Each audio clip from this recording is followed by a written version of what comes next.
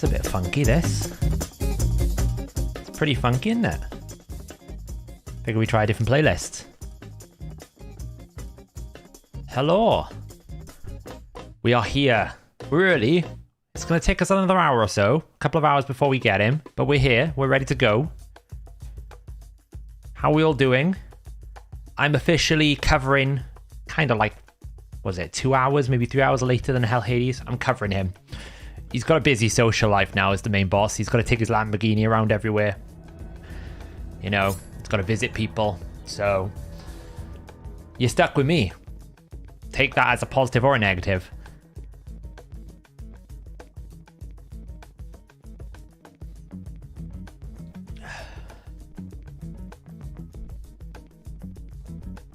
Dead with Jedi's rubbing off on you.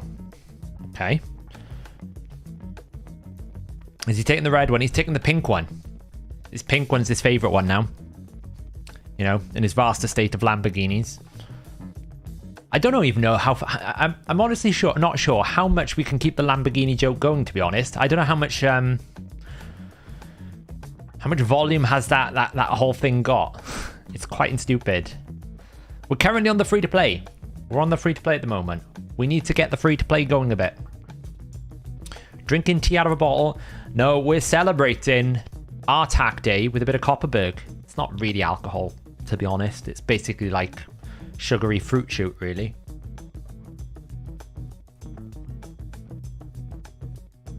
You like me more. Ah, well. Don't tell Hellhades that.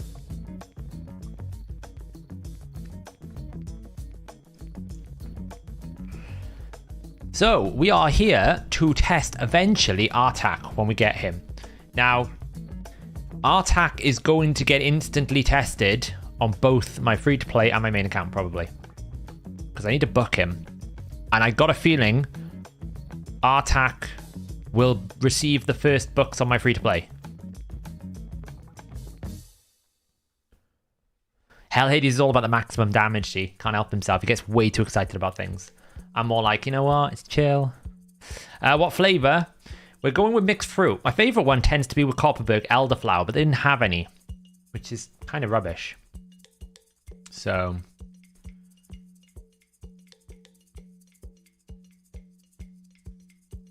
when is reset? Reset is in 1 hour, an hour and 40 minutes. No, 2 hours and 40 minutes. Hour and 40 minutes, 2 hours and 40 minutes, 1 a.m. However long it is till 1 a.m. I can't do math. It's been a busy day. We got the optimizer updated today. Don't know if anyone has seen it. Area bonuses are now in the optimizer. Very cool.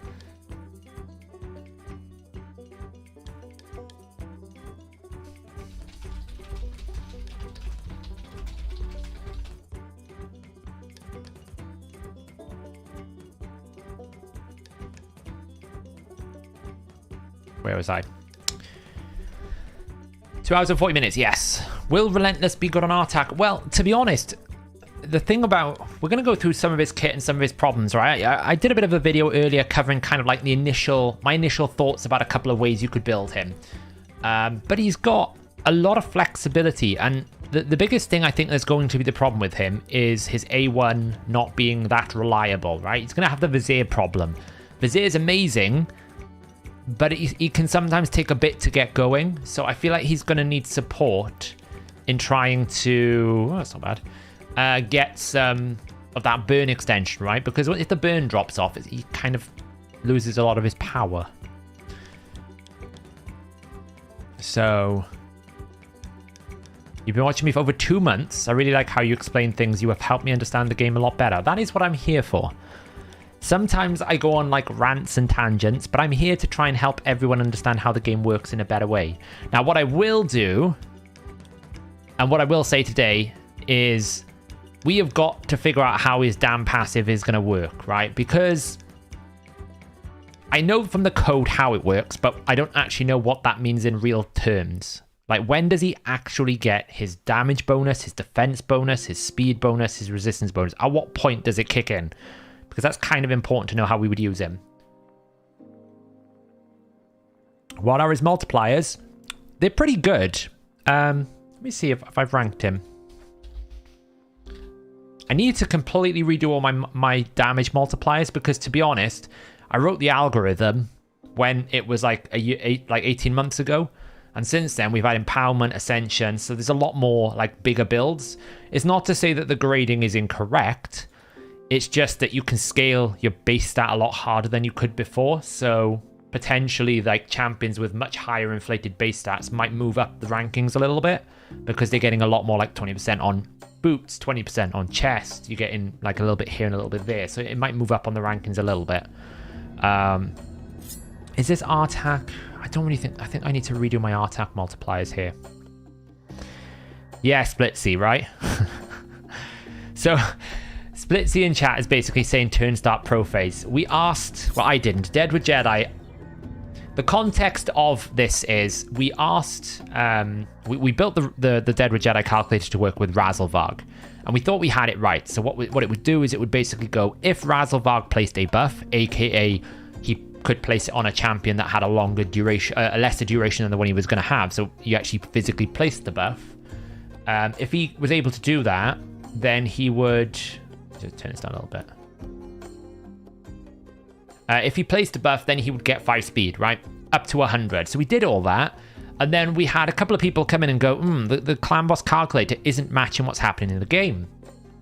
So we went in and checked it. And Short on Skills and Deadwood did a bunch of different math things. And they came back with, okay, it's not... the speed buff doesn't happen at the start or at the placement point. It happens afterwards. And I looked at the code and it was basically saying he applies the speed bonus after his turn has started. So you would argue either that has to be his current turn or his next turn. But we worked out that it wasn't his next turn because he was gaining too much speed. So we thought, okay, well, maybe it activates after he completes his turn and then it ticks and then it happens after that tick. So we configured it to do that. But then other clan boss team broke. So we asked the question basically to Plarium, how does it work? And they came back with something like, it happens at turn start pro face. And I'm like, I don't know about anyone else in chat, but the only pro face I know is to do with mitosis. It's got nothing to do with turn meter calculations. So we don't quite know. We're trying to figure out exactly when the stats start applying to the champion. Because obviously with Artak, it's going to be the same thing, right? It's going to be... it's coded the same way. After the turn start is when he gets these stats. So is that when he loses max HP? Is it when the next champion in the battle takes a turn? Is it the next time he takes a turn? Like, when do we get this speed bonus? Because it's actually quite important. Otherwise, we're never going to be able to do it, right? So let me just do this. Let's give him a 75%. Because I feel like in a lot of situations, outside of Spider, I don't think Artak is always going to be on that low a situation, right? So, for example, okay, I'm looking at building this for the clan boss, for my free-to-play, right? This is my free-to-play clan boss team that I'm thinking of building, okay? So we've got, instead of Coffin Smasher, we're going to run Artak. Now, it's not a problem because we can run him as slow as 160 and he'll be fine. So, if you think the way it would work in a 1-1, for Artak, he's going to say like he places his burn here, right? So he's going to place a burn. Then the boss is going to take a turn and the boss is going to activate once. Every one burn is 5% loss of HP and you get 2 speed per 5%. You get 2 speed per 1% loss. So effectively, one burn activation is 10 speed. So at AoE 1, we get 10 speed. Then he's going to come in with his A2 and he's going to activate the burn. So that's going to be plus 10 speed. But now he's used all the burn up because it went one turn and he activated it. So you're probably going to have no more extra speed. You're at plus 20 speed. And then you're going to come in with the A1 here. Again, no speed. And great. You're going to come back here. You're going to A3 again. So once you A3, you restore 10% of your maximum HP for every burn you place. So you've just lost 5% twice, you've lost 10%, you're going to gain 10%. So you're essentially going to lose 20 speed. So the net gain loss is always in a 1-1 going to be 20 speed. So you can run him as low as 160, and you can go as high as 180, and and he's not going to break the speed tune. So he's okay to run in this kind of setup. It becomes a lot more complicated when you want to run 4 3s, when you want to run 2 1s, when you want to run more activations, longer extensions. It becomes a lot more complicated. You can probably get away with some sort of full burn extension and then slowly build his passive up. The problem you've got with that is, can you actually activate the burn quick enough that you can fall into the speed tune without breaking the tune overall, right? Razelvarg needs not many turns. He needs 4 A3s to be able to get to his 100 speed. He's going to need 10 activations of a burn before he can get to his maximum speed. So it's going to be quite tricky to get him into a tune quickly enough, unless you run something like a Dark Hail to activate it more, or you run basically a Cecilia in there, but then you start to like try and force him into a clan boss team, which doesn't really make sense. And you're probably going to need to run him with an extender or a separate burner, right? You could run him with Geomancer. It doesn't have to be his burn. So there's a lot of interesting ways you can build him. But for me, on my free-to-play, I was just thinking of building him this way. Straight up, just doesn't really matter because he's not really going to activate more than 20 speed. 20 speed is our range, and we can afford that in this team. So I'm actually going to predict his damage on a 75% loss of HP, because I think that's fair. You basically lose 25, you gain 25. And actually, in that scenario, you do gain quite a little bit of bonus. The passive is weird, because the passive basically kind of bell curves. You kind of start like, imagine this is like his damage. When you start losing max HP, you gain a little bit of bonus, and then the more you lose, you start losing damage. So it kind of like bell curves its way. So at 50% loss of HP, you're basically doing the same as if you're at 100%, but at 75%, you're actually doing a bit more than if you're on either side. So you want to almost like lose a little bit of HP, but not too much. It's going to be quite interesting to see if we can find like a really good sweet spot. I'll see if I can find the Artak math here now. We'll have a quick look at it. Let me just check. This is Artak. Yeah, cool. Great. We can check his damage here. Ooh, this is a little bit dark and mysterious. We're playing a playlist by Cast of Characters, which is like the most legendary film and TV characters of all time. It's a little bit creepy, I was going to say. Some of it's a bit funky. I feel like we need a bit of a change up on the playlist because it's been a bit boring lately. So basically, in terms of damage, if we ignore the multipliers, the grading, because the grading's messy. Why is that a Christmas song? We need to change the playlist. Let's go back to the normal playlist. Hello, Kit Kat. What is going on there? Let's have a little bit of...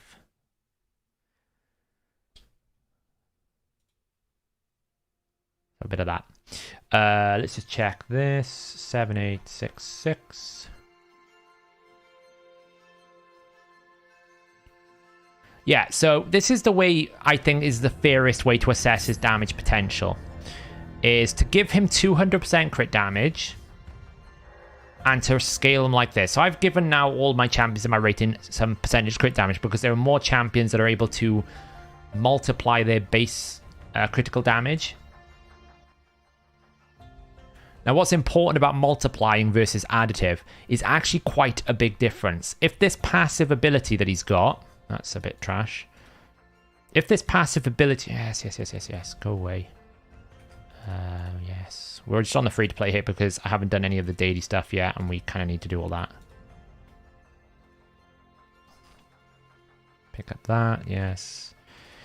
So if we have a look at this, so the important thing about the crit damage is it is not additive, it is multiplicative. Now, the reason why that's important is the more crit damage you add, the more efficient this becomes, right? It's the same thing as Ninja. Ninja is also multiplicative. Where is it? This passive here, right? It's multiplicative. So he increases his crit damage by 25% of his total crit damage, not just 25% plus. It's different to someone like a Shemnath. Shemnath's passive here is additive. And this is, again, another example, which I say that should be in the game is you can't read, like if you read the description, increases his champion's crit damage by 5%. Okay, now if I go over to Ninja, where's Ninja here? Right, Ninja's passive here increases Ninja's attack and crit damage by 5%. It's exactly the same wording, but when you put it into an Excel, you'll see why it's very different. Because Ninja is multiplicative, Shemnath is not. So imagine if I have 100, 150, 200, 250, 300, 350, 400, right? Imagine we have these numbers here. Let's just put these to be a percentage. 350, 400, right? Imagine you have these crit damage numbers. Now, in a additive sense, right? If we had additives versions of here, and then we put this as multiplicative. So I'm going to do 25, 50, and 100. You get these numbers. So 25, 50, 100, 25, 50, 100, right? So we're going to do this like this. Okay, so if we're adding, we're just doing this. Yeah, pretty straightforward, pretty obvious. Everyone knows what additive is, right? You basically take one figure, you add the other figure. Awesome. I should have done this as well. And that should be that, I think. Get this right eventually.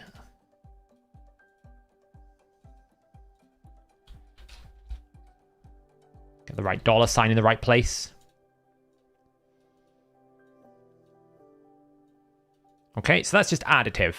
Now, that's pretty good. But watch the difference in terms of multiplicative, right? So we're going to take this and we're going to times it by 1 plus this. Okay, at 100% it's still the same. Doesn't make any difference.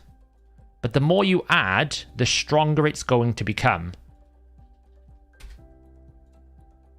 Let me do that.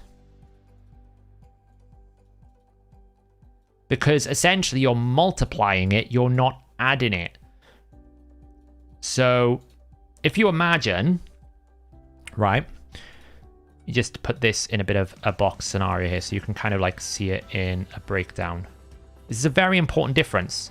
And again, it's not displayed in the game anywhere. They don't tell you about this. You only know it if you look at the math. Like I look at the math, I look at the back-end code so I can tell you this is the answer. Do some basic here, right? So Shemnath is additive. So what does that mean? She gets 100%, just bonus. If you can get Shemnath's passive, where is she? If you can get this up to 100%, then you will get at 400%, 500%, at 350, 450%. That seems pretty awesome, right? If that was multiplicative, you'd be getting a hell of a lot more. We're talking 250% there, which is basically an extra 55% efficiency out of that. But you can see how the efficiency will scale, right? The more crit damage you add, the better it becomes. Now, Artak is coded exactly the same way. So Artak is going to get 50% bonus crit damage. Multiplicative. So that means the more crit damage you add to Artak, the better his passive is going to become. Versus someone like a Shemnath that just adds it. Ninja's the same, right? Ninja, even at 100%, is fine. It's even. It doesn't really matter. When you get to 200%, Ninja starts getting a little bit more efficient. When you get to 400%, it starts getting a little bit more efficient. Like, let's just compare a 25% multiplicative versus a 25% additive. Right?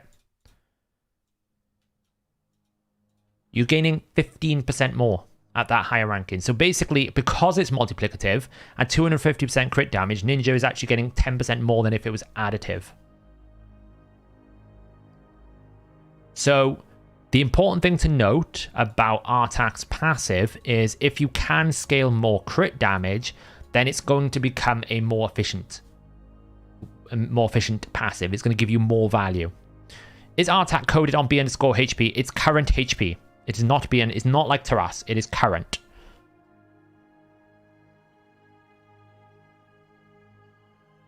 Even in all, if Artak pops Geo's burn, then Geo's passive will not get triggered better than using Tila. Well, I don't know. We'll have to test it. I don't know if it'll work. We'll find out. So, what does that mean in terms of Artak's damage then? Well, we use this in the video. What we can see is if we basically go in with, like, he's going to have a very good base HP, right? So, if you saw Scratch's build as an example, he used his Taras the Fierce. He had, like, I know he's got really strong gear, and most of, like, I probably can't match it. Most of you guys can't match it. But just as an example, they share similar base HPs. So it's not beyond the realms of possibility that you could scale a HP-based damage dealer like Artak up to around about 100,000 HP with about 250% crit damage, right? So I'm going to assume that majority of the time he's going to be sitting at the 75% mark. Because you can see, right, if I was to at 150%, we're actually losing damage. If we're at 150% crit damage, he's losing damage because he's destroying his max HP, whereas he would be gaining 95%. But if you can lift up his crit damage, you'll start slowly but surely gain benefit from his passive. So the crit damage component is important. So I would definitely say that this is the marker you're going to be looking at. Yeah, so I've got it currently with 200 bonus. I've basically got 63, or more to the case, I've got 63 plus 150, which is 0.63 plus 150. Oops. 0.63 plus 1.5. That's kind of what I've estimated his damage at, right? And I've estimated his damage at his base, which is 22,114 times 3. This is the equation I need to update now to take into effect there is far more stats available. But just as an index, this is how I estimate all the damage champions to be able to determine who hits harder than anyone else. So you can see that probably with a 213% crit damage, 74k HP build, his passive at 25% HP lost will probably give him 10% bonus damage. And he'll gain a little bit of damage. But the more hit you... that's what I mean by the bell curve. It's doing this, yeah? It's kind of going like... it's going slowly as I lose HP, I gain more damage. And then as I start peaking at 25%, it starts going back down as I lose more. So when you get to 50%, you've basically brought yourself back to where you needed to be. I mean, we could probably map this out on an actual graph. If I was to just go and say, get this here, and just do that. Hang on. Let me do this. Let's have a look. 0.1. I need this damage here. Yes. So that's basically saying 1 plus E15. We just got to get the right formula here.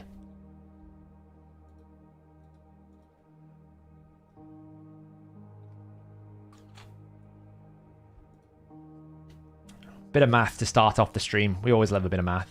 So if we had 100%, 99, 98, 97.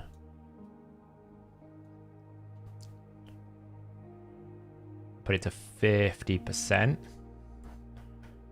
Right, and we're basically going to say the formula. We need to substitute out these numbers here. And this needs to be a percentage. It needs to be 100%. Nope. Format painter. 99, 98, 97, 96. This will all make sense in a moment. What we're doing is we're mapping out his passive to see where the bell curve sits, right? So at this position here, why is that less damage? Let's just see, what have I done wrong here? 74, C11. Oh, look, I've missed 75%. C that.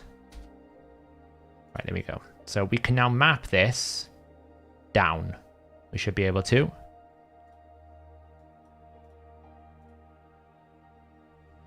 We forgot to change the multiplier. It's the 11.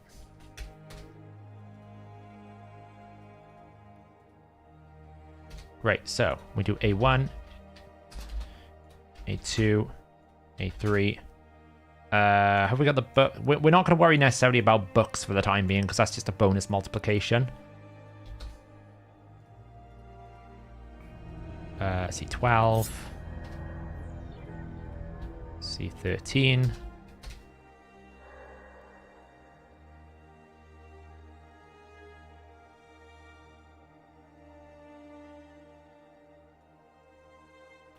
Right, so if we drag this down, we should get the bell curve, right? So basically what should happen is as the HP loses, we start gaining damage, and then we should start losing it. So we should be at 25% there. So what we can do now is we can graph this to go and insert this into a graph. I hate doing graphs here. I'm terrible at it, so bear with me. Like so.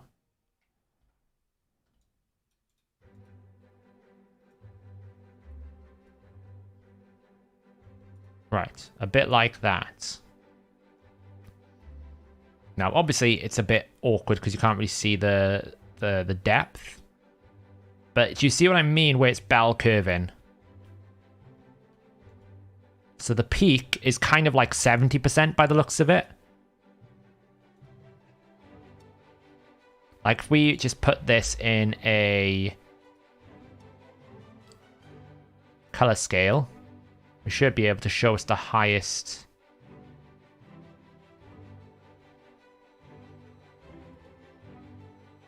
Yes, you can see it's peaking around about 73%. 73% is the peak. So that's why the damage is weird. It's kind of like a bell curve. I call it a bell curve because you kind of start here, you go up a bit, and then you go back down. It's a small curve. Now, obviously, the more crit damage you add, the bigger the curve, right? So you can see like we've increased the curve size a little bit, but not by much. It's only at 12%. Doesn't really make a huge difference. No, we haven't got him yet, Feedfest. We've got to wait another hour and 15 minutes, I think it is. So in terms of his damage passive, you know, it's not going to make a difference. However, when we put him as a ranking into this list here, and we have a look, okay, how does he compare against other HP-based nukers? Well, even though we lose a bit, as long as he stays at 75%, he's not far off a Magna. He's not far off a Magna. The only real place he's going to be instantly 50% is Spider. Right? It's the only place. In Clan Boss, majority of the time, he's going to be sitting between 10% lost. Like, he's going to sit around about 10%, right? So most of the time in Clan Boss, you're going to be getting like this, right? So we can basically do a simple math assessment here. All right, if I just do this, and I go from this to minus that, and then divided by that, should give me a percentage of damage increase. And then if I lock in K3,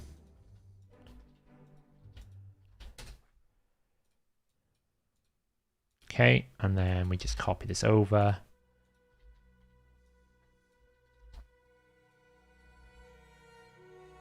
You're basically getting a free video of math here.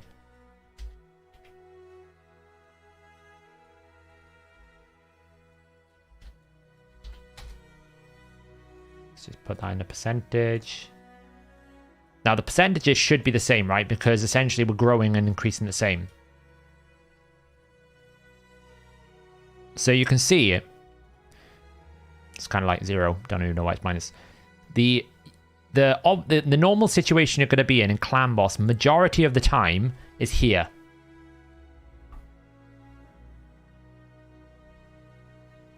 So the places where he's going to be instantly 50% are going to be the spider. Spider's wig is going to go instantly, right? Because the moment he activates his A2, 10 spiderlings, instantly drops his HP to 50%.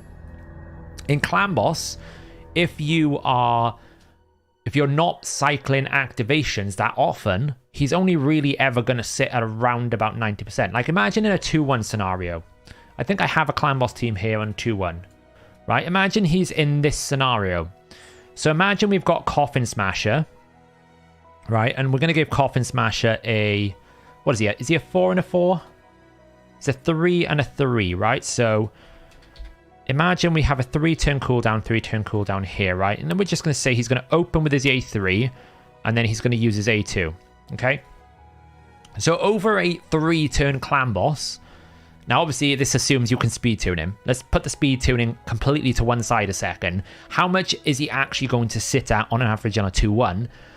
Well, we're going to place the burn here, and we're going to activate it once. Then the Clan Boss is going to take a turn. If we don't extend it, that's it. The burn is gone. Until the next turn. Right? But at this point, he's going to restore himself. So if you can build a Clan Boss team that essentially can support a DPS champion with a 20 speed range, he'll be fine. Because he's going to place the burn. Don't put Master Hexor on it, just so you get more consistency, right? You don't want to put Master Hex on this, otherwise you're going to extend the burn. We don't want to do that. He's going to use that burn, because it's going to happen regardless of affinity, because he does it before he attacks. And then the boss is going to take a turn, the burn is going to fall off. And then he's going to put the burn back on, but when he puts the burn back on, he fully restores his HP. Why? Because you've only activated it twice, so he's only lost 10%, and when you place the burn, he's going to restore 10%. Now, of course, if he weak hits, or if he doesn't place the burn, then you're in a bit of a weird situation where you might be 10 speed down, and you haven't got a way to recover yourself. So that is always a risk, that if he essentially doesn't place the burn, then now you've got a situation of, okay, I didn't place the burn here. I'm still at minus 10%. So I haven't got my speed back. And then I go to here. Well, I still haven't placed a burn. Then I go back. Oh, I placed a burn now. So now I've recovered my speed. So I go back. So as long as you have no other burner, it should be okay. But that's why I said, if you can support a Clan Boss team that he can always be plus 20 speed his current speed, then you should be okay. But what does that mean? It means he's only ever, probably, if you run this correctly, he's only ever going to be minus 10%. So actually in Clan Boss, that passive gives him around about a 3 to 6% damage increase. It's actually quite good. As much as I still don't like the fact that he's not based on B_HP, the way that the passive is kind of calculated means that technically he will do quite a bit of damage, because he's going to get some benefit off it, because the crit damage element is multiplicative. That's the key thing. If the crit damage was additive, it would be totally different, right? Because you would basically, instead of going multiply by J3, which is, or multiply this E11 here, instead of doing that, we're not multiplying, we're adding. Right? If we were adding basically, what is it, 1%? We would have to do... Let me put this here a second. Oops. If it wasn't multiplicative, but instead it was additive crit damage, the difference would be, instead of us going 1 plus E11 times 1 plus thing, it would literally be 1 plus 1 minus J3, I think.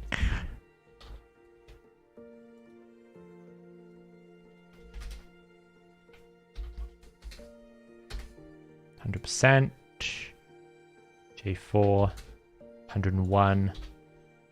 Nope.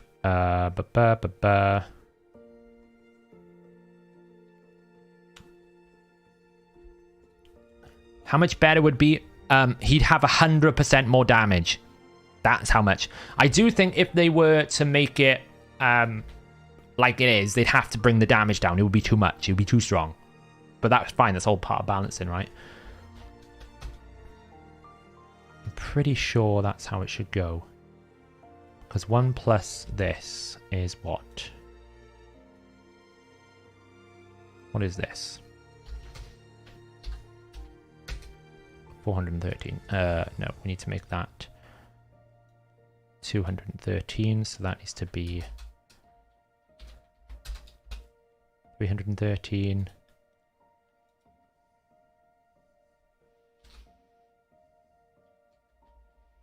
Yeah, 313. There you go. So it should be... No. Yeah. 313, because that needs to be 314. Yes. Okay, so it would need to be... Got there in the end. If this was additive, this is the difference.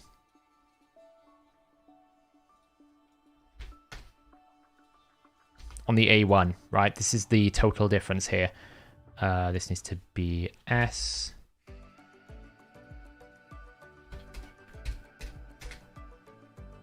Percentage.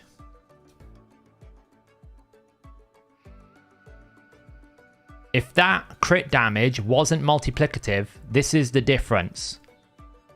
Where at the moment Clan Boss you're going to get 6.19%. If it was additive, you'd get 2%. And when you start getting to the lower numbers, you're losing significant amounts of damage. So it's good that it's multiplicative. That's the TLDR. So the TLDR here is, in a Clan Boss scenario, even on a 2-1, if you run no other burners and no other extenders, at most you're losing 10% max HP, so long as you don't run Master Hexer. And what you're gaining is around about 6% damage.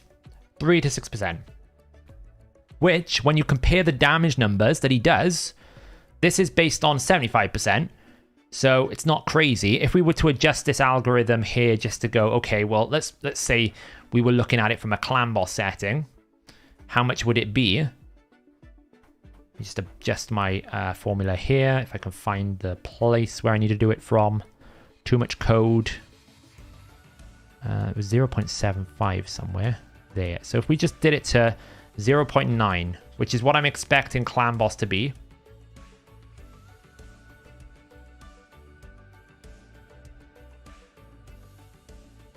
The damage numbers would be this when it refreshes.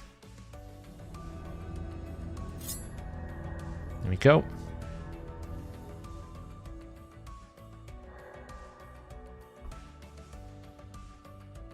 This is how he'd rate on Clan Boss a bit. So you'd see he'd be about, it's not crazy. But we're talking his A3 being a double hit would be quite strong. Is it as good as Terrastaface? God, no. Terrastaface is a bonkers champion. But he's doing 55k on a Clan Boss. His damage is going to be good. It's just not going to be insane. Pair that with a bit of burning and a decreased attack. It's great. I just need to refresh this window a second, just because the chat is looking a bit funky. I'm not really sure what it's doing. Hopefully this fixes it. Sometimes it loses all your colors and I don't really like it. It doesn't really break it up a bit.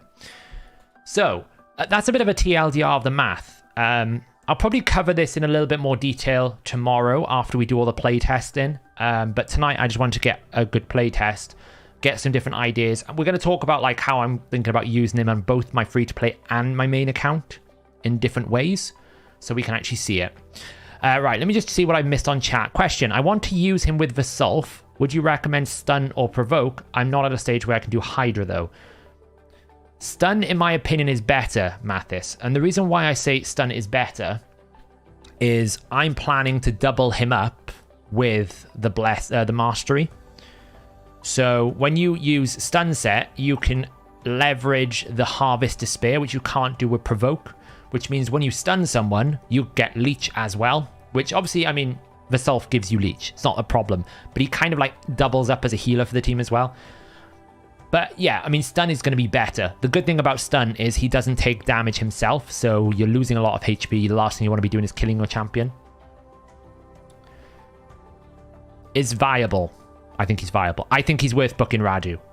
Radu, I'll be honest, I'm on the free-to-play. I have not used a single legendary book on the free-to-play. There's a very strong possibility tonight we will be booking him on both of my accounts. Very strong possibility. Hey, Dutchy. Because so the philosophy I've had with my legendary books on the free-to-play is I'm saving them until I can build something that's going to push me to Ultra Nightmare Clan Boss. And I think he is the champion that's going to do it. Because the biggest problem I've got with my team, and the team that I'm thinking of running is this team, because I think the 2-1 team is just too problematic. I'm thinking of running this team, and the champion I'm going to run here is Artak in Coffin Smasher's position. The other slots are a bit optional, but you can see the biggest problem that this team has is damage, right? I need an ally protector, so we've got Nazana in that spot there. We need some sort of protection. It'll either be a Thanasil or a Hoscarl. We'll have a look which one it's going to be. We need a damage dealer, which is Urogrim, and then we needed a decreased defense and leech. Now, if I was running a 2-1, I would go more towards Deacon because you can use his A3, but in a 1-1, you don't really have the opportunity to use Deacon's extra turn. You don't want to. So Ender replaces Deacon because Ender gives me some advantageous abilities. Now, the only thing is, if we needed to speed tune it, the last thing we want to do is do too many burns. And the only downside with Ender is she has this ability to extend the duration of debuffs, which you don't really want to do. So maybe Ender isn't even the answer. But you can see the problem here that he's going to solve for my free-to-play. Where's the damage coming from? The fact I'm going to get burns plus a guaranteed decreased attack on a 3-turn cooldown makes it probably worth the bucks. What's going on? Michael Martel has gifted 10 memberships. Wow. Thank you so much. I really appreciate it. Welcome to all the new minions. Give Michael a big shout out for gifting your membership. You created you made the bot go kind of nuts right now. So that's going ham. I'm a mid-game account without a legendary nuker. Should I build Rhonda or Jetney? I also pulled Ragnar. Well, what I would say is if you've got the duo, Nolan, Jetney is one of those champions that on her own, she's a bit basic. But when you pair her with Alsgore, she does become a lot stronger. Because now you've got an unresistible decreased defense. You've now got an extra turn on the 8. The biggest problem with this isn't the strongest ability. This is the strongest ability. So this is not going to one-shot an entire team. This will. But you want to do this first because you want the buffs. So the idea is hopefully this kills one person, then you get the extra turn, then you can come in and finish them off. So if you've got the Alsgore, 100% Jenny. Without the Alsgore, I'd probably go more towards Rhonda. But then I would maybe start saying maybe you should look at a non-legendary nuker, right? No worries, Frederick. That's why I'm here. The math genius. So yeah, I mean, do you think Ninja and Artak would be a good duo for Clan Boss? Yes. So one way you can use him, which is what if you've caught my video earlier that I released, we talked about some different ways you can build this guy. I think he's one of the most flexible and interesting champions I've seen in a while. Because of this secondary element, right? We talked a lot about the crit damage and the damage bonus. We haven't really talked about the other things he gets. If you run him with another burner, then you don't need to use his A3. So if you don't need to use his A3, he never needs to restore his maximum HP. So the only thing you need to do is get his passive going quickly. Well, there is no better champion for activating burns than Ninja. So you could literally open with the burn to get it out there. Ninja can come in then and go A3, A3, A2, A2, A2.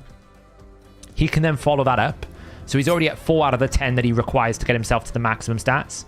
And then Ninja's going to A3, and then he can go to A2 again. And then you're probably at like 7. So you're already pretty fast. So we might actually be able to speed tune a Ninja Artak, assuming you never use this ability again. And you don't need to. Because to be honest, if he's running in either an unkillable or even a non-unkillable, he would make an excellent stun tank. Why?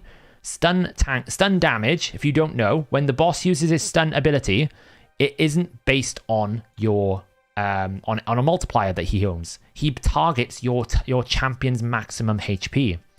So he will basically take the target's current max HP and deal a percentage of that damage, 20%. And it ignores all defense. I'm pretty sure it ignores defense. Let me just double check that. I'm almost certain it ignores all defense. Let me double check that, because I could be wrong. Maybe someone in chat can tell me. But what it basically means is you're probably going to be able to make him be the target, and you can pretty much like it will mean that you're reducing the damage that you will take from that stun target. So there's a potential to be a bit big brainish there. Will you book him on your free to play? I think I might. I think he might take my first legendary books on the free to play. It may not ignore defense score. I don't know why I thought it did. I know it 100%. I know you can't resist the stun, right? The stun is irresistible. I'm going to double check that. I wonder how Artak will do with Skrank. Slower to build up. Now, the good thing in AoE settings is you can build this passive up real quickly, right? The strategy that I might do today in Ice Golem is not use this A3, but pair him with another burner, like a Sisia or like a Theodore, right? Pair him with another burner, even a ninja potentially, so that he gets up to his 100 stack very quickly, because that will give him the innate resistance he requires without the resistance stats, and then we can just basically use the A1 and the A2. The advantage, if you can run him with another burner, is you get more A1s. You basically get double the amount of chances on the A1 to extend the burn. And this is not 100%, so that's an important thing. What do you think of the pairing of Artak with Magnar? Magnar extends. He has a condition on his extend though, doesn't he? His extend is weird. Attacks when applies a debuff, taking 2 random debuffs and place them on all enemies. And also increases the duration of all HP buffs on all enemies. Okay. Now, the question with this, which I'll need to check the code now, is the extension of the burn of HP burn contingent on the first element? I don't think it is.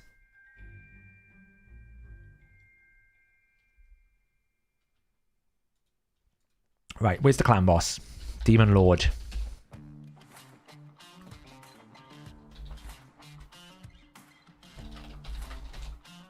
Clan boss.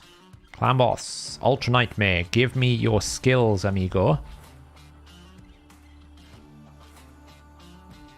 Right, which one's the stun here? It's probably going to be A1. So it does 20% of the target's base HP. It is fixed, but it's not ignoring defense. So that is actually... He makes himself an ultimate stun target, right? Ultimate stun target. Now, I'm pretty sure that the stun is irresistible. Let me check. It says apply mode 0. I always mix up these apply modes. Let's check GB. Go spawn his...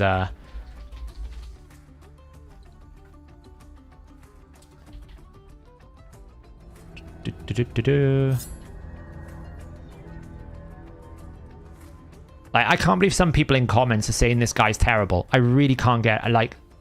I've been critical of Ronda and Ultimate Death Knight. Probably a little bit to a fault against those champions and a little bit biased.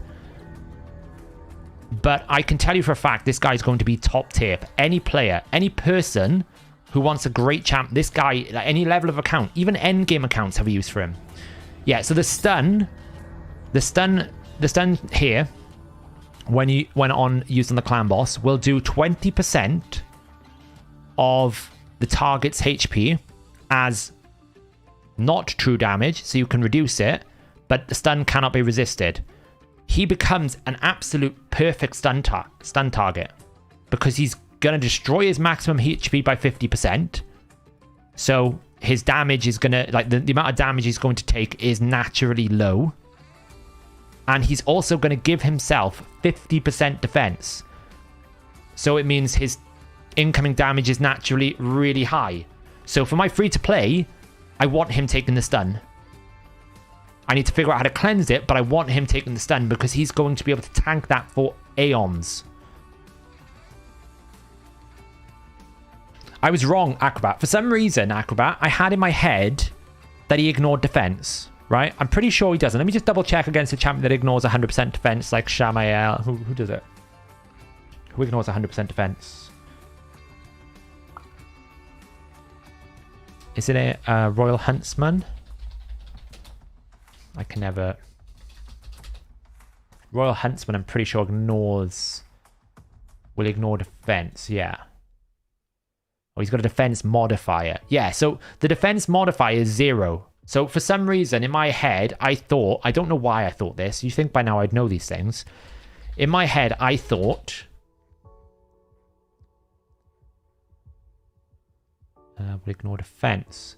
That he ignored defense. He doesn't. So ignore defense is actually really important for the stun target. I was wrong. So he becomes... like insane. Yes, you want to ignore defense. Sorry, that's my bad. I'm spoke incorrectly. I don't know why I thought it ignored 100% defense. Maybe I was like... Maybe I was thinking the defense didn't matter because it was all about the target HP and you don't want high HP. But this, he becomes an insane stun target. Because he's going to get, like, the 50% defense is a lot, right? Imagine this 1,167. If I scale that to, say, 3,500 defense, then he's going to go from 3,500 defense to 5,250. And if he has increased defense on him at the time, then he's going to be at 8,400 defense. So you can tank it. You can't stop the resist. Like, you can't resist the stun. The stun is irresistible. The stun will always happen. So the stun, the speed, the resistance doesn't matter. It's the fact you gain lots of less HP, which means you base every 1% of maximum HP you lose, you effectively reduce the amount of incoming damage that stun takes by 1%. Because it's based on 20% of his maximum HP. Well, if he's taking half of that 20%, you're halving the damage. And then he gains that stim of 50% defense. So with a defense buff with a 50% passive at 3,500 defense, you're converting 3,500 defense to 8,400 defense. That makes him incredibly tanky. So that's crazy, right? It may not. So you need to make sure everyone's got increased defense, right? I mean, you can see here, like, Thanassel's putting the increased defense up at this position at the moment. So it would require some careful speed tuning. I haven't really thought about using him with another burner. Now, the challenge you've got with him is in a killable setting, his A2 makes a lot of sense. Decreased attack is really valuable.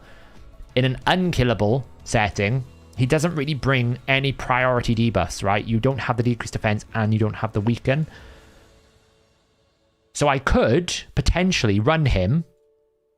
Theoretically, it's actually an insane idea I've just had.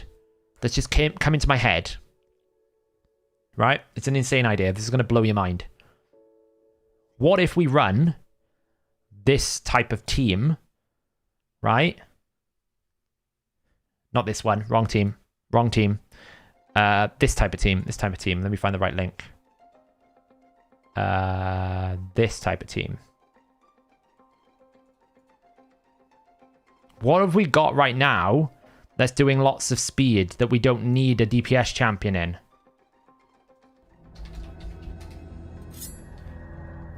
Who provides the burn in this team? So what if we swap out Rorik and we bring in Artak?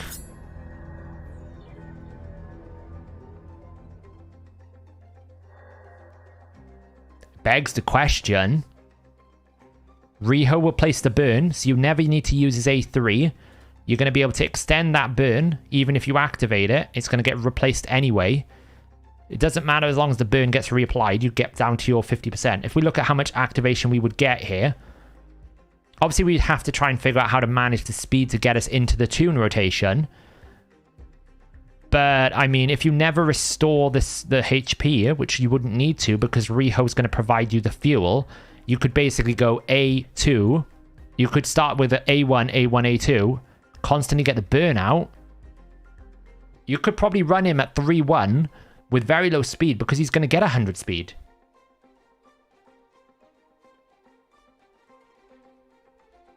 And we can go crazy double rabbit. How crazy is that be? Hey, Chefire. No, we are waiting. We've got another hour and 45 minutes of this yet. We've got to wait for 1 a.m. Hey, YST. YST, we're having crazy ideas about Clan Boss here. I'm thinking, can we swap out Rorik in this team for this guy?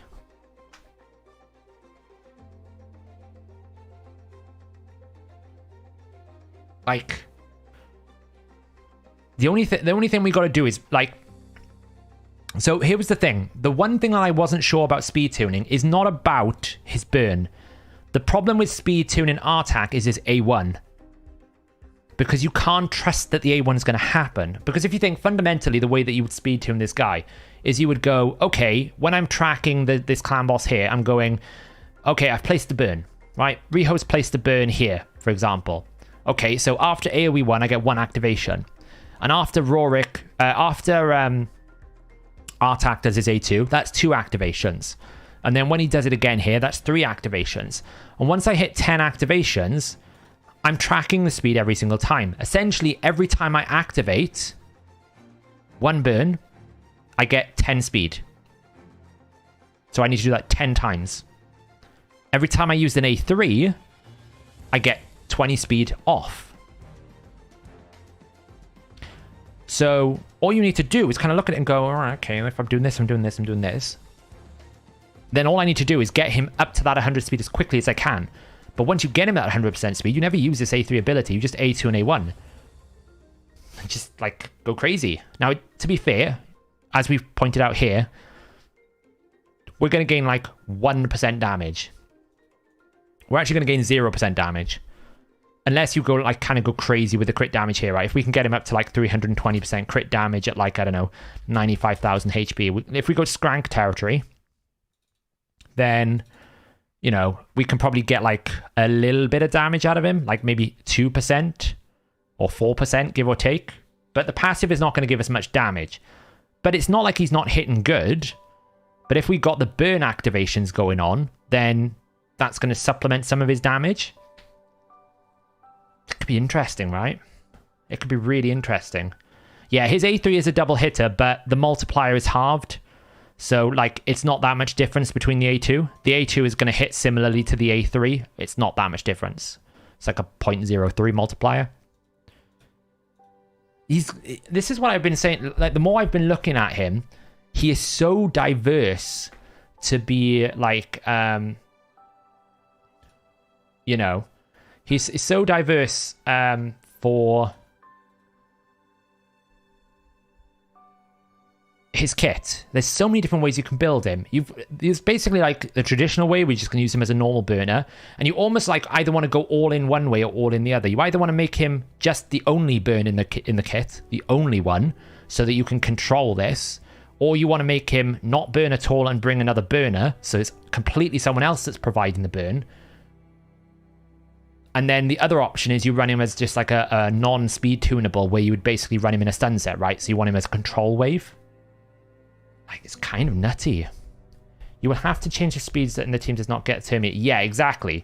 So we won't get that, but typically...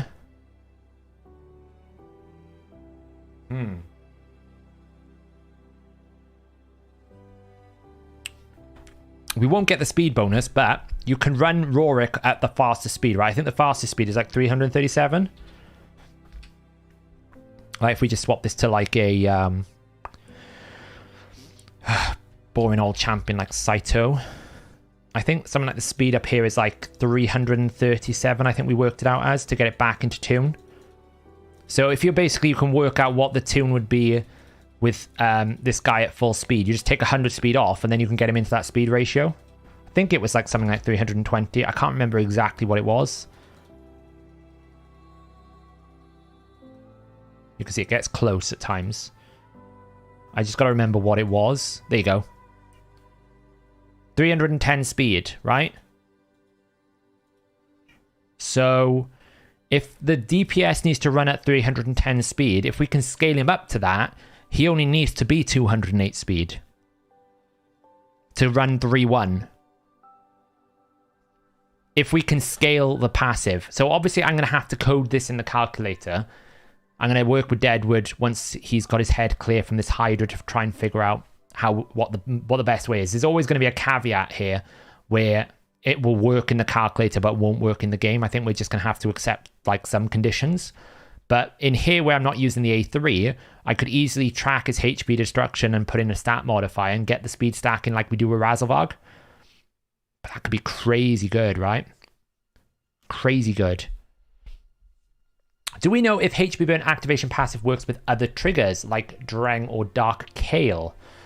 Yes, it is.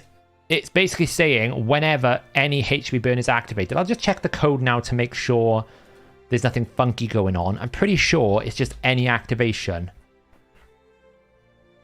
Oh, and someone else was asking, and we will test it to make sure, this Dogs of War, is it actually going to do the activation before he attacks like it says? Pretty much, as long as it says it is, it will, but we'll just double check. I do like the fact that the description of this skill is summons a pack of flaming hounds to rip apart all the foes. It sounds interesting, right? Yeah, so he's going to activate, then attack, and then place the debuff. So the debuff is contingent on the attack. So if he's fighting weak affinity, he might not place the decreased attack, but the activation will always happen. So let's have a look at his passive now. Feels like we're listening to the Lord of the Rings soundtrack here. Yes, so his passive, whenever a HP burn is activated on phase 45, which is after an effect is processed. So after an effect is processed and that effect is a HP burn, we basically start destroying his maximum HP at a rate of 5% per HP up to a maximum of 50%. And then on phase 50, which is before damage is calculated, so before he attacks, it will calculate the bonus damage multiplier. But the bonus crit damage is where we have that conversation we had at the start of the stream, which is, what does it mean by after turn start? So when does it start adding the stats? Because it's saying it's doing it on the phase of after turn start. So we're going to have to figure that one out. What are we using to data mine? We basically pull out the client data. A lot of people will misunderstand. We're not actually hacking the game to some extent. We're basically asking the client to give us the information that exists in the client. We don't touch any server-based information. All we do is we ask it to give us what the data of the client is telling us. And by using that information, we can then figure out things like multiplier, stage information, data, and all that kind of stuff.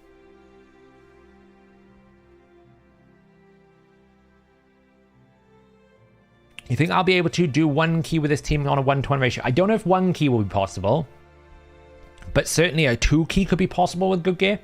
1-to-1 you just can't get a lot of damage out of. That's my team now that I'm going to be building. So we have got already on the free-to-play. You know, it's not very great, Cat, that you've decided this is the place you want to sleep. But there you go. We're just trying to get the daily login rewards on the free-to-play. So on the free-to-play now, we have got Nazana, which we need to get leveled up. We got lucky with the books with Nazana. We managed to get all of this. And to be honest, with Artak coming in, I'm not going to bother with this ability because it wasn't 100% to begin with. This was the one that I needed a book. It cost me only 3 on the A1, so and 1 on the A3, so we're pretty happy with that. Got a nice gore grab run in the arena. Ender Moonbeam's an option. The only thing I'm worried about Ender Moonbeam now is actually, will I not be able to use this? But I could always use Ender with an A1 and an A3. We don't necessarily need to use the A2 because, as we just said, we'd rather either have all of it not controlled by him or none of it controlled by anyone else, right? We don't want to have inconsistent burn duration. You either want it consistent or not consistent for your speed tuning of Clan Boss. We've also got options to run Orogrim as a poisoner, or we can run Hoscarl. Now, Hoscarl is an interesting stun target protector because he can cleanse the stun on a 4-turn cooldown. The only problem is you want this to happen at the end of his turn on turn 1 so that you get increased defense on everyone. So it's kind of awkward that he would do this before. Like, if we could code it that Artak is going 1-1, and he goes just before Artak goes, and Artak takes the stun, then we can use Hoskerol to remove the stun off Artak. Could be interesting. What are Artak's multipliers? Artak is a 0.1 on the A1. It is a 0.25 on the A2, and a 0.14 times 2, so 0.28 on the A3. Pretty, what I would say, standard HP-based damage deal multipliers.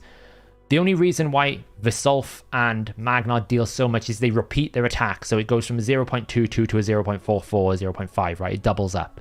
And obviously we know Taras is crazy because he gets like the most insane multipliers in the game. So we could use Hoskerol as well.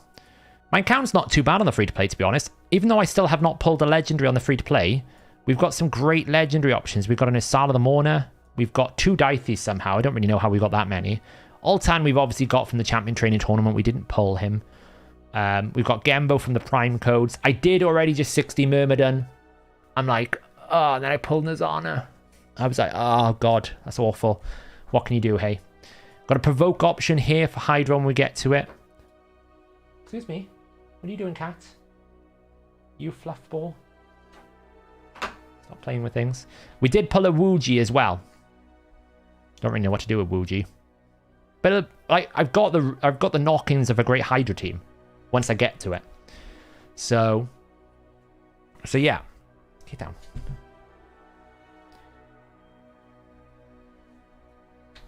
If something hits twice, does that mean it needs to pass the defense of the target champion twice so the damage won't be times 2, really?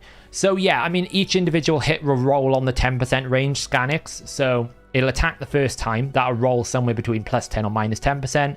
And then the second hit will roll +10, -10%. Now, obviously, if champions do something, aka if I drop below 50% HP, then the second hit will change, right? If they have things that reduce damage when they get lower, that will affect it. That's why someone like Trunda wouldn't be very valuable for something like the Zeal set, right?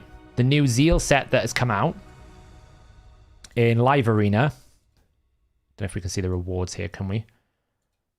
This Zeal set here does more damage based on the more HP you've got on the target. Well, in a double hit scenario, if you take the first hit and you get them down to 25% HP, then you lose all of the value of this on the second hit. It's not like it pre-calculates it, it calculates it per hit. So you've got to be mindful of that when you're using double attackers.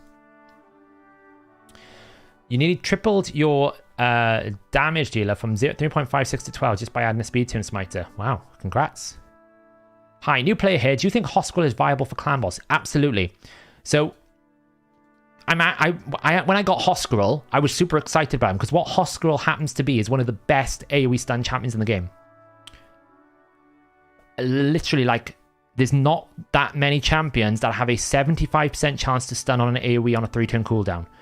But what he's very good at for clan boss is he immune stun to start with, and he removes any stuns, and you get an increased defense. You probably have to run him on a 4-3. He's not necessarily like end game or late game quality. But in a situation where I am right now, I don't have any strength in champions, so an increased defense with the ability to remove a stun is very good, very tempting.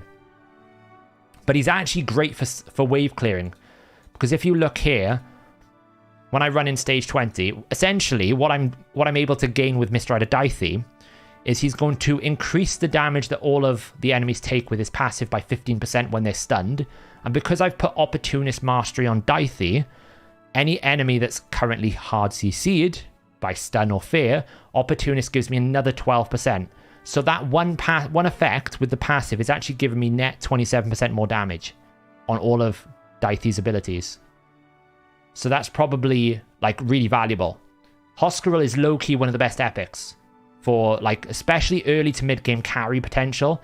Hoskerol is in every single one of my teams. I can pretty much climb all of Doom Tower wave content. What I struggle with at the moment is I've got stuck on the Agreth the Nether Spider because I just got my champs are a bit messy built at the moment, and I haven't really got the raw damage to beat her.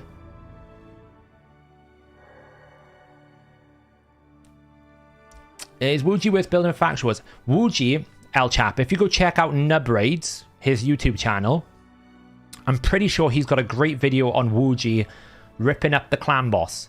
The only, not the clan boss, the Hydra clan boss. Sorry, let me get that right. The only problem with Wuji is she's very squishy. So you need a team to keep her alive. If you can keep her alive, Wuji is excellent because she's one of the few epic champions that has a pretty good block buffs rate, right? In Hydra, you want block buffs. It's really valuable. If you haven't got an Ugo, it's a really good option to look for. You also get a nice AoE weaken. She's not a terrible champion. I don't necessarily think she's like S tier, but she's a great option to fall back to if you don't have the S tier options, right?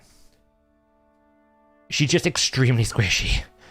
Like, if you got to work hard to keep Wuji alive. Love your explanations. You're the real MVP. You need to be in the CC program for real. Well, I don't know.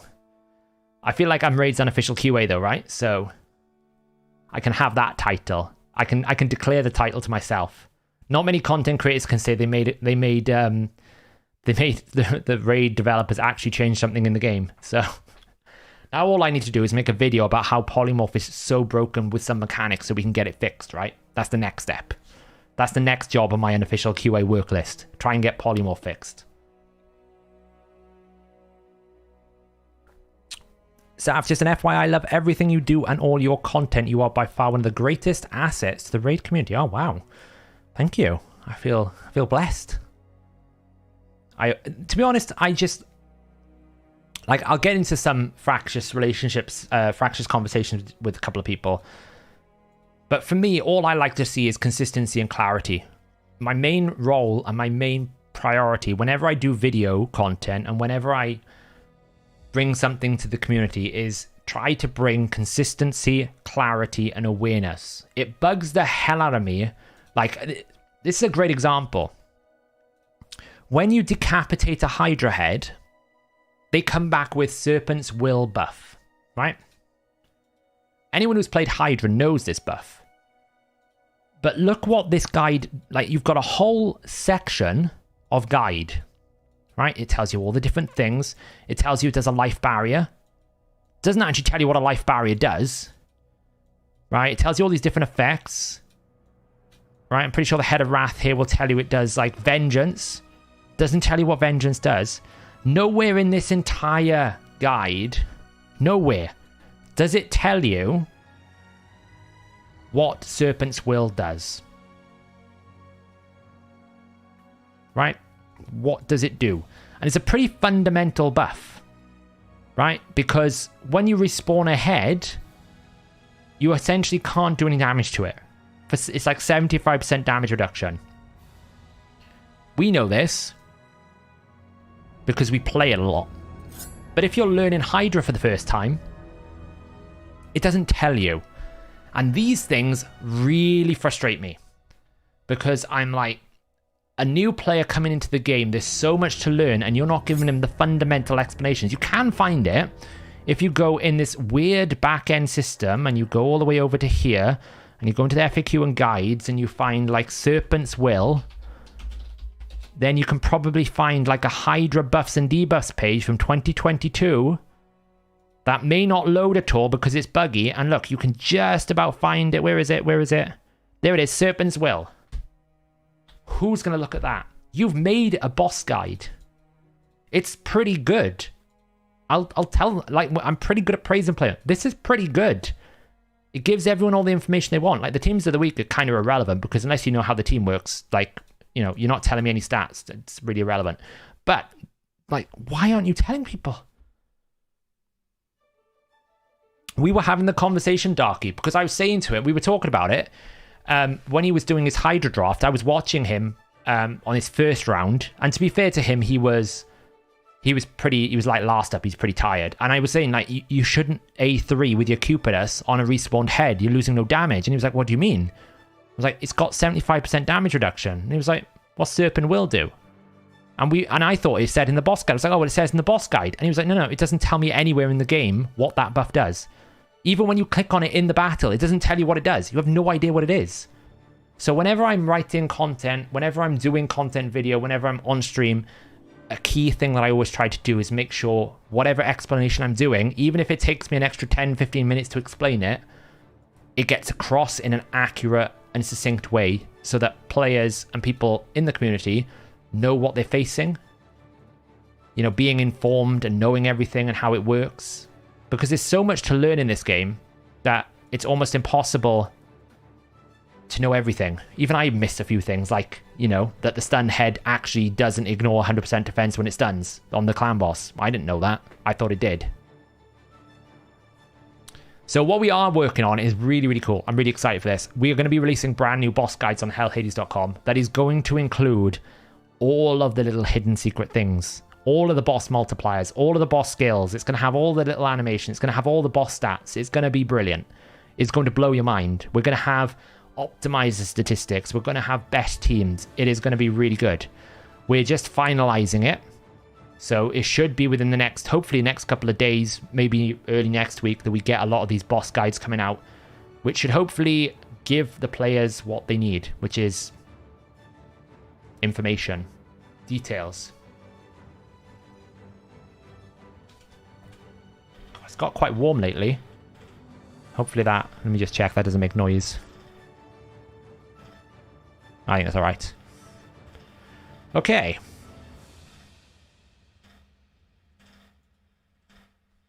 Just need to turn the fan on a little bit. I'm pretty sure it's also increased resistance. I never managed to lock land block debus when Serpent Will is up. No, I don't think it changes resistance, Yanis. I think all it does, it reduces incoming damage. It shouldn't affect resistance levels. But obviously if you depend on increased resistance or increased accuracy, then it will. It's a little fly. Full of unattended artifacts. My inbox is pretty good at the moment. Have you seen that Blood Shield mastery? Give shield at kill. Doesn't work on boss minions. It works... it's not on your mouse over on your website. It doesn't? Blood Shield mastery. Oh. It really doesn't it? Interesting. I do need to make sure I update the tooltips on the masteries. I need to double check that they're all up to date. I don't think I've updated for the polymorph one yet, so I really need to fix that. So, what ignores me about Veil is there's like 5 champs in the cam. I mean, not in a box. When Hydra first came out, it was literally Duchess or Rector Wrath, and even Rector Wrath wasn't 100% right. Then we got the Tutora fusion, which made it a much better. There are a few more now, but... Is it worth booking Artak? I think 100% yes. I think Artak is going to be one of the best. I think Artak is probably top 5 burn champion in the game. You know, Theodore's pretty good, but he doesn't burn, he just activates it. Skrank, I think, is one of the best burn champions in the game. Sissio is obviously one of the best, but he's one of the best. Will those guide updates at the same time as the raid optimizer update from the area bonuses? Will those guide updates be at the same? The raid optimizer is already updated, Maku. Raid optimizer has area bonuses. Should we have a look? We haven't looked in a while. We haven't looked on stream. Should I book Artak or Sissia? It really depends where you're at. Like, where's your progress, Bryce? Where are you progressing in the account at the moment?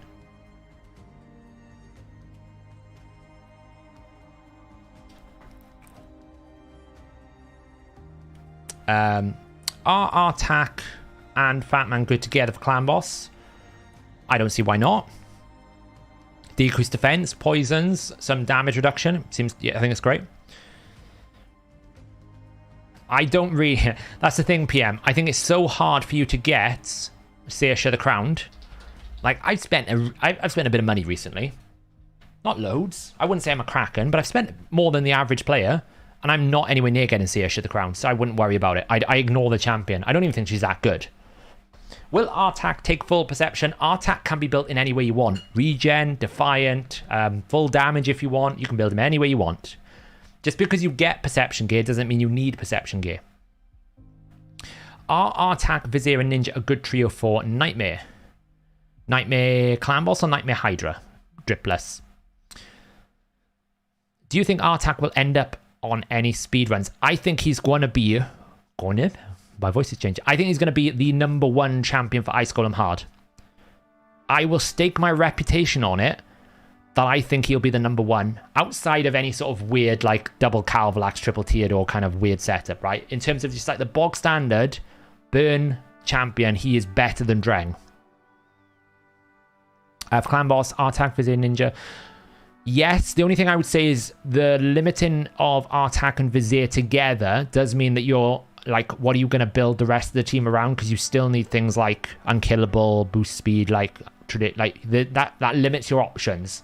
So you may not be able to support all three. You can probably support two of that three, but not all three. Some real Welsh came out. Yeah, I know. So yeah, so I think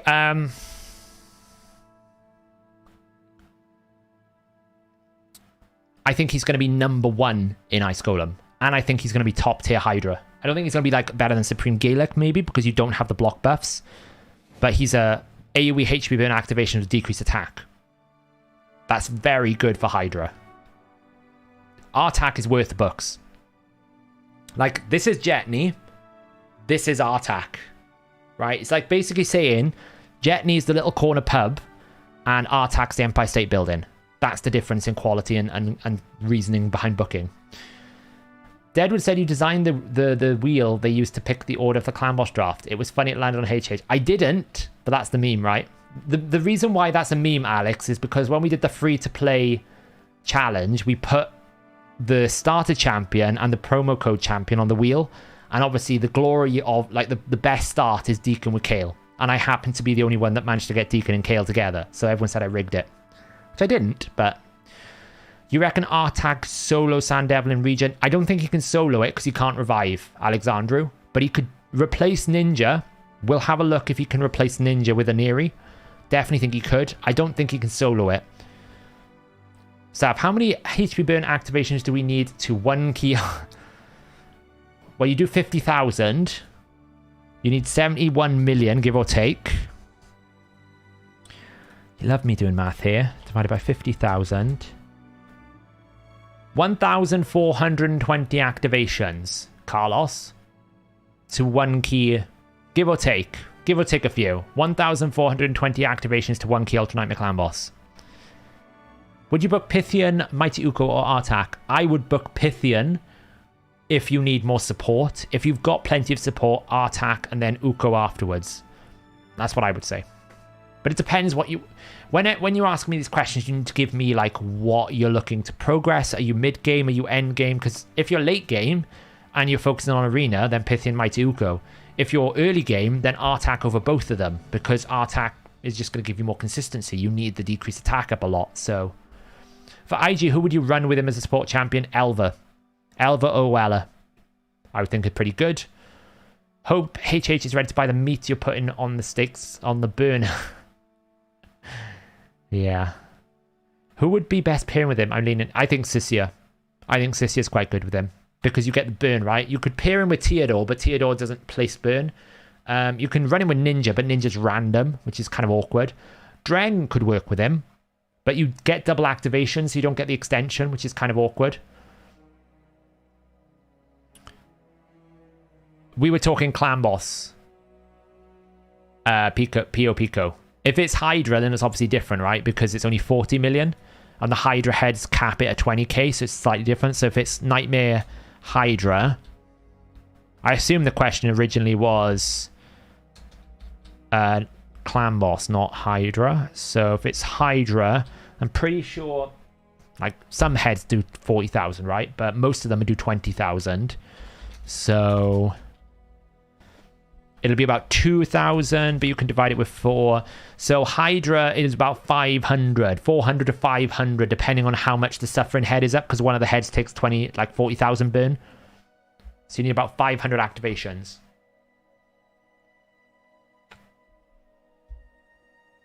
Chat's moving fast. There's loads of you here tonight. There was me thinking it'd be quite a quiet stream, and it's like everyone's like, we want to see Artak. Let's go. Hi, Saf. How will Artak's passive work with increased speed?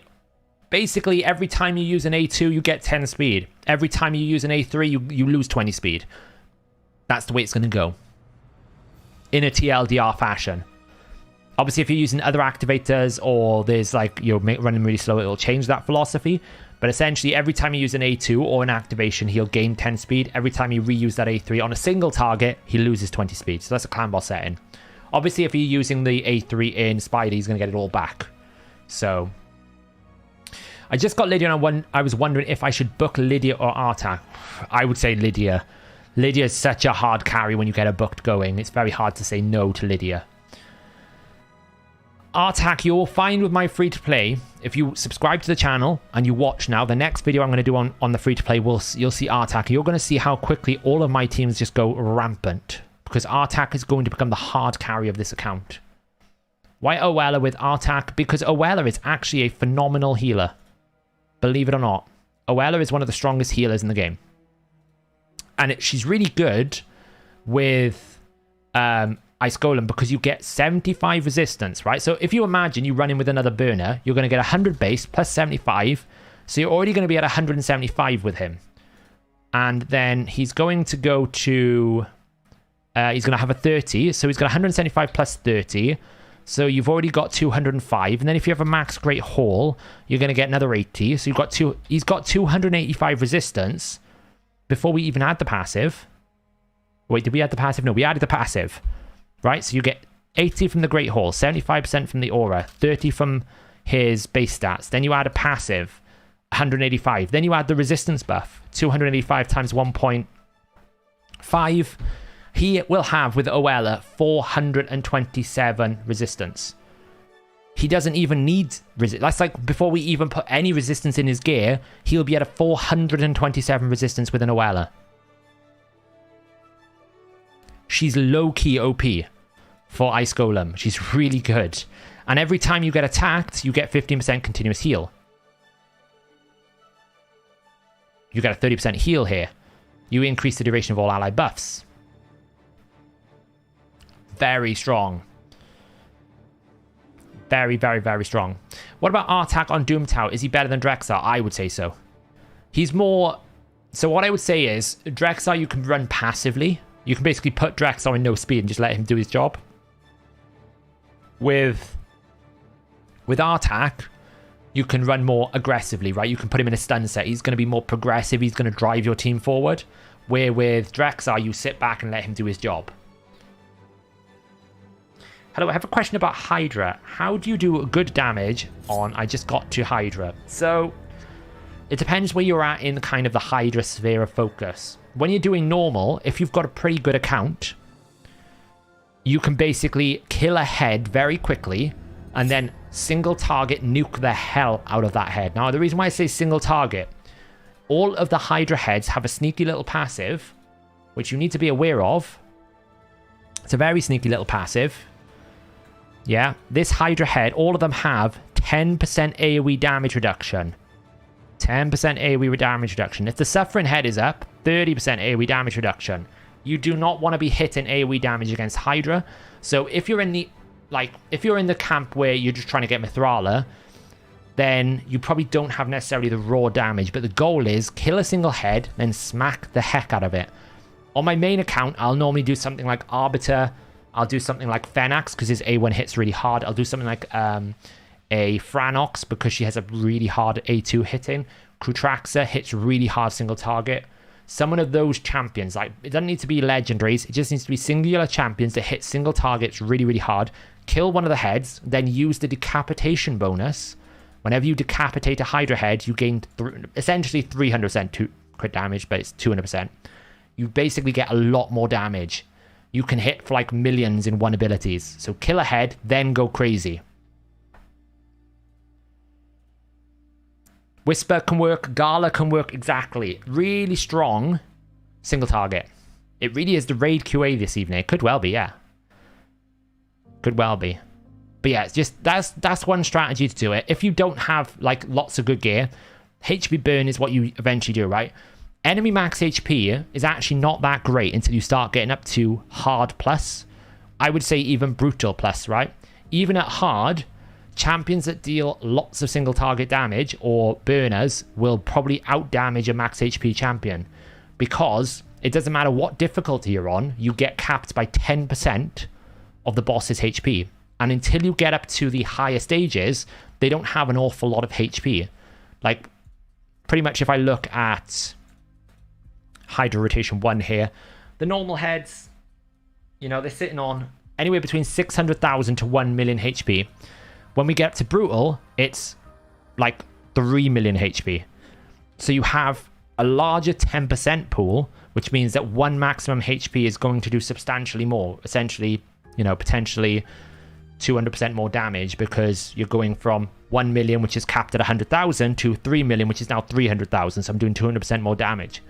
So in the normal to hard, you're better off going single target nuke with HP burn, because the HP burn is linear throughout.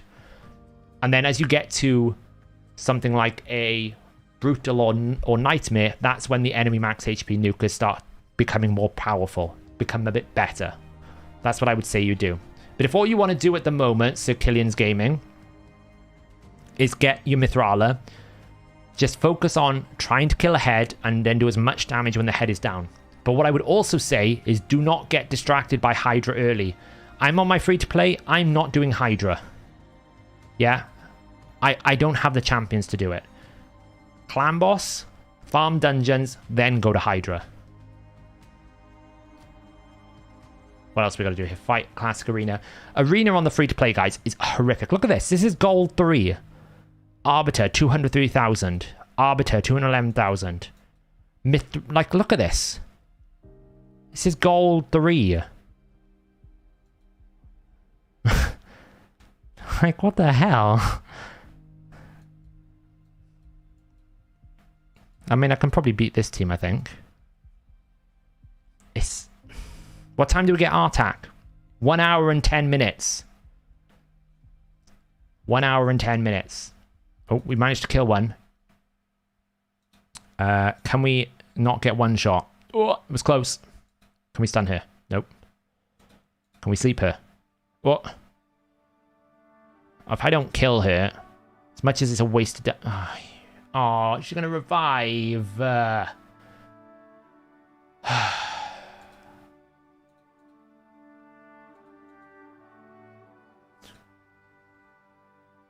Oh, for all that is real in this world.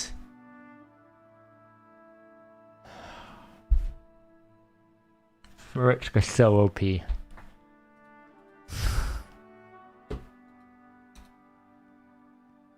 This is gold 3 arena. It's brutal. Like, what the hell is that? It's a 6-star War Maiden. I'm not fast enough. It's brutal. It is brutal. I can't quite break this position I'm in on the free-to-play. What do I need to be doing as advance? Classic arena with a single affinity. Alright, well...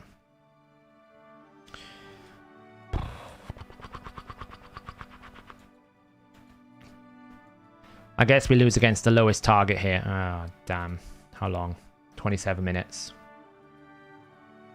Well, we're lucky I didn't mess that up, because we've got 1 hour and 8 minutes before that. Use 3 glyphs. Do you think Artak could bring you into Hydra? I'll probably be looking at it, Panda, but it's not a focus for me. The main focus for me right now is Clan Boss, right? I just want to improve Clan Boss. That's my main focus, is just get to... at the moment, I'm not even like too key in Nightmare. I need to sort Clan Boss out big time. I need to do one more glyph.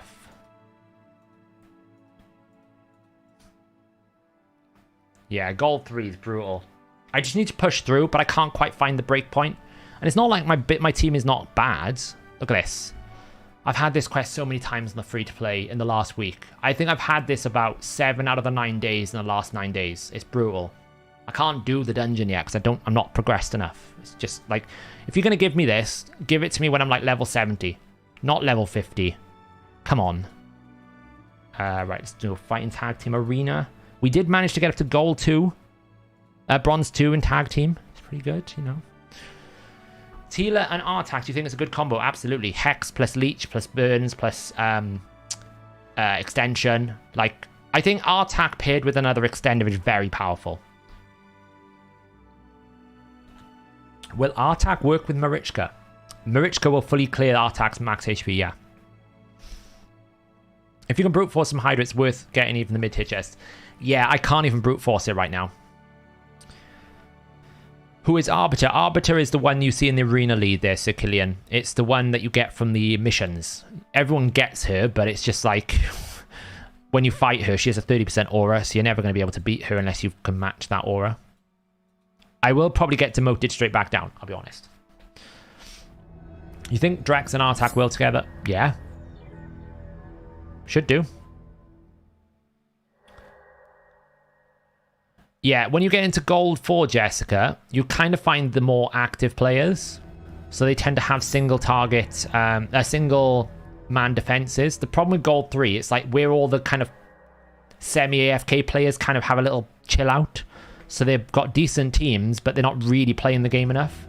So they're not getting excluded because they're still playing the game. But the problem you've got is... they're just too strong for you, right? They're just more progressed in an account level. You're fighting level 80s and level 70s. Once you get beyond that, you'll find a lot more single target defenses. You can stay in Gold 5, probably. So... Hey, Saf, is there any difference between pulling shards 1 by 1 and 10 at a time? Not really. No. It is all single... I don't even think I'm going to beat this guy, am I?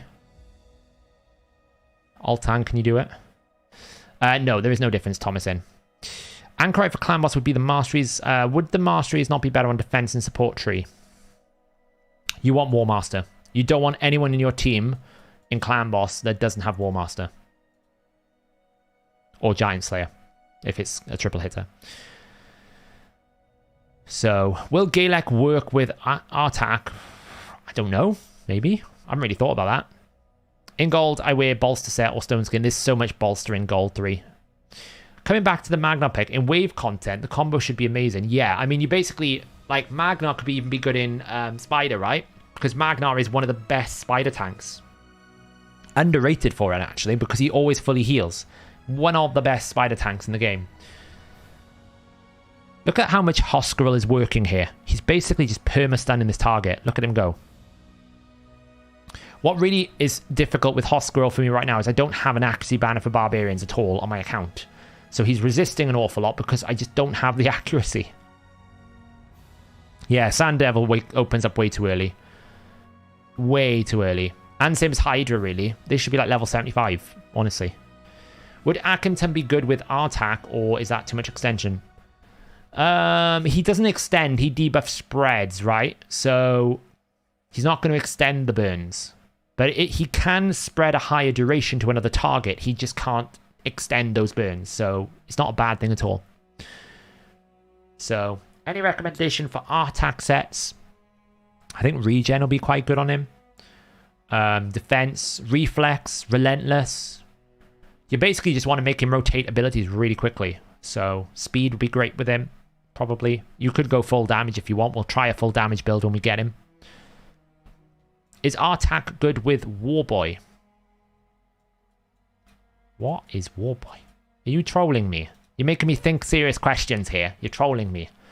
Do I do takeovers for Hydra? I personally don't think I don't think I'm good enough at Hydra right now to even offer a service. I can give advice, I can give guidance, but if you watch like yesterday's stream, you'll see how terrible I performed. I was losing my mind with it. I don't think I'm good enough yet to be able to offer that service. Galek, Supreme Galek, Ultimate Galek, and Artak. I was on when I was recording my video earlier, I was like, there's Galek, can I find Galek? I didn't actually have a Galek on my main account, and I was like, oh, there's an Ultimate Galek and there's Supreme Galek. How many Galeks do you need? It's a bit like Kale, right? There's so many different ones. How does Artak and a Provoke set work for Hydra? I think it's a great option. I've seen a few people ask me that question. I think it's a solid option. I don't necessarily think he's like the best option for Provoke, because you do need consistency, but he'll do a number. He'll do a number for you. If you need that Provoke, he'll do it, I think. Because he is all AoE, so you're always going to be able to do it, right? There's a big difference. Oh, look at this Kaimar just wrecking me. There is actually quite a massive difference between a champion that is fully AoE and a champion that isn't. Supreme Kale for me went up in a lot of valuation because he was triple AoE. Not necessarily because he was like anything else. It's because he was triple AoE, and that adds a hell of a lot of value. So 1 hour to go. YST is excited as I am. Are you excited, YST? We're going to be the world's first playtest. Right? I do love the world's first title. Gets us all excited. Hey, Cool Dad's Corner. Welcome. How are you doing? How is your evening, day, afternoon, morning, wherever you are in the world? I mean, how did he grow his arm back? Look, you've got to give him credit, right? They've started building the world lore. It doesn't mean they're going to get everything right on the first attempt. We might have to, like, flex a little bit of the lore a little bit around, right? It's not always going to be accurate. What time is it for you? It's just cresting midnight. A new day is dawning. You're building another Ackentum to try and win a provoke set. Nice. I was talking about Ackentum earlier with Scratch. And I was saying to him, whenever I've used Ackentum, he always seems to come out of Hydra doing lots of damage. And I don't really understand how, because half the heads don't even like take poison damage. But he always seems to come out. I guess it's just the hex component, but he always seems to do tons of damage. Yeah, you get him in 1 hour. You're gonna run him in Nightmare 1-1 to be the world's first playtest, right? Maybe I can get in there and be the first person to rate him, right? Because that can happen on the thing, right? Until you get the champion, you can't rate him. Maybe I can be the first person to do that. Do I think Artak would be good with Geomancer? Absolutely. But what you got to remember is Geomancer has to place his own burn, so you can't use his A3 with Geomancer, but you can definitely use him with Geomancer. Geomancer just has to be the champion that does the burning. How much more? We're trying to pick up Drex fragments when we can. We're not always going to be able to, but we try to do it. I was the first with Deliana. I'll be the first for this one for you, YST. Or we can have a speed race, see which one can do it quickly. Is she good? Also, any tips for Arena? I can't get past Bronze 2. So, Arena, Sir Killian, you just want to set up your champions to be successful. So my classic arena basically has Diabolist, which is a farmable rare from campaign stage 12, into a secondary booster. That could be Apothecary, it can be Haikatoon after day 30, you can have what you want, a speed aura. Then you want like someone like a drop defense. That could be a War Maiden, she's farmable. And then you also then want like a damage champion, it could be a starter champion. Typically the starter build is Spirit Host in the lead with like someone like a Diabolist or a Haikatoon or an Apothecary into a War Maiden into a Nuka. That'll be it. Start your team. I can use Misdirected Dithy as both my increased attack and my decreased defense, so I can lose a lot of those rolls. Is Drex more of a priority than Yannicka? I think so. Not so much now that I'm going to get this Artak, RXD, but if you think before Artak, I had no AoE HP burn. Right? I had no one. I was entertaining the idea that I have to use Wretch, who is 100% single target burn, to basically burn a single target, then use someone like Hark and Greatblade to spread the burn to all champions. We're going to have to do something exotic. But now that we've got Artak coming in, I think Drex's value goes down a lot more. I still try to collect him, but... Oh, Lord. Can't even do the... Like, I'll be able to fast clear this so quickly when we get him. Can I just do this with a dwarf? Throw in some of these. For Ackentum versus Hydra, they all take poison damage when one takes it, so 4 times. Yes, but there are only certain heads you can get the poison out on. And the problem with that is you don't want to poison the decay head, because you run the risk of, if you poison the decay head, that you can't then place the provoke because you've overfilled the debuff bar. So then that eliminates you down to 2 heads that can actually receive the poison. And for you to be able to spread the damage, 2 of those heads have to have poisons. So what I was saying was, half the heads can't take poison. One of them you don't want poisons on, yet he always seems to rock out there with tons of damage. It's kind of funny. That's all right, Sir Killian. I'm happy to help. Sometimes the explanation is a bit complicated. It's not something I can easily answer. What I would definitely recommend you do is if you check either our channel or if you check Hellhades' channel, you will probably see that there are video guides on like starter arena teams and like check out Hellhades' video yesterday where he basically gives you like top tips that you have to be aware about on Hydra. It's a great piece of content for you to just learn the basic fundamentals. You're in the learning the fundamentals phase. It's actually one of the most fun parts of Raid. Learning how everything works and then seeing the success. So don't worry about any question that might seem silly. It's fine. We were all there once. I remember when I came and joined Hellhades Discord, I couldn't get past stage 14 of Dragon. And I had to ask loads of people. Like, I think I asked... I can't remember who it was now. I don't think it was Rondellbron. It was someone else. Rondellbron was helping me in the early days as well. Like, when I couldn't get past Doom Tower hard, I'd often be in a DM with Rondellbron, who's one of our takeover specialists, going, I can't get past this, I can't get past that. Every person starts here at a certain point in time. So don't worry about it. Should I pull for Grisor? Do you know what? That's an interesting question, right? I was thinking this on my main account. I'm close to Mercy on my main account because I went for the Warlord times 10, didn't get it, and I went for something else, I didn't get it. So I've got like 13 voids. I don't know if I really want to blow my Mercy on Grisor when I'm already doing Nightmare Hydra. I feel like Grisor's MVP spot is Hydra. Now, I don't have an Acrisia, and he would certainly make my Nightmare Hydra much more farmable. But at the same time, do I really want to blow my Mercy, essentially, on a champion that's going to make me do something I'm already doing? I'm on the fence with it. He's really, really good for Hydra. I just don't know if he's good enough to warrant it. So, I think Artak should have the passive Taras for stacking his destroyed XP, so he gets less damage from enemies and gets his HP destroyed, then it gets harder to kill. I think his 50% defense is a pretty good trade. I would take 50% increased defense. I'm not going to lie, it's very strong. How a bomb damage is calculated based on attack of a champ and when it is placed, when I need to place increased attack. So a bomb champion, Dimitri, is based on attack exclusively. There is no other form of bomb that I can think of off the top of my head that does damage based that is not on attack. So the champion's attack value is multiplied with the specific bomb multipliers. Now, some champions use the default bomb multiplier, which is 5 times attack. Other champions have their own. And then there are some champions that will multiply the damage of bombs. So Ganeshak, for example, I think has a 5 times bomb multiplier, but he doubles bombs against high HP targets.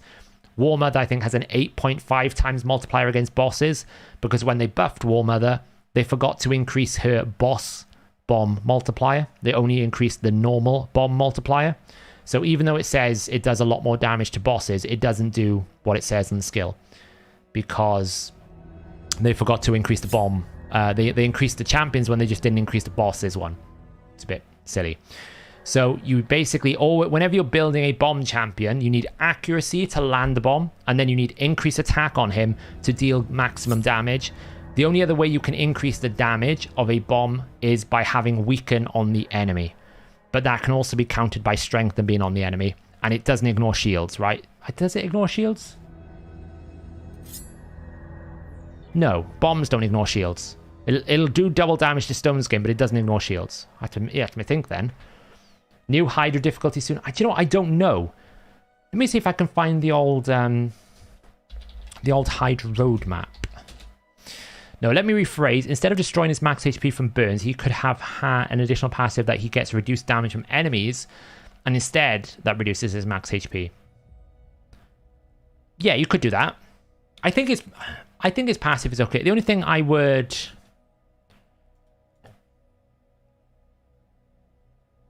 What is that? Don't know. Raid. So the only thing that I would say I don't like is the inconsistency with it. I think the passive is fine. I just think that the damage mode on the passive is kind of like pointless. You know, it's kind of like you gain damage but you lose it at the same time.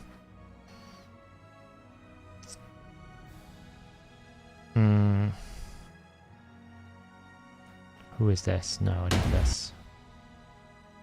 Where's the link? I want the link to the image. Give me the link to the image. That's really annoying.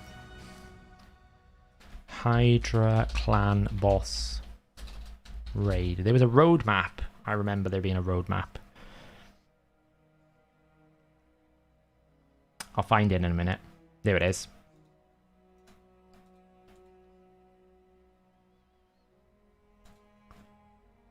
So back in December the 10th, 2021, there was a Hydra release phase timeline that was released by Raid.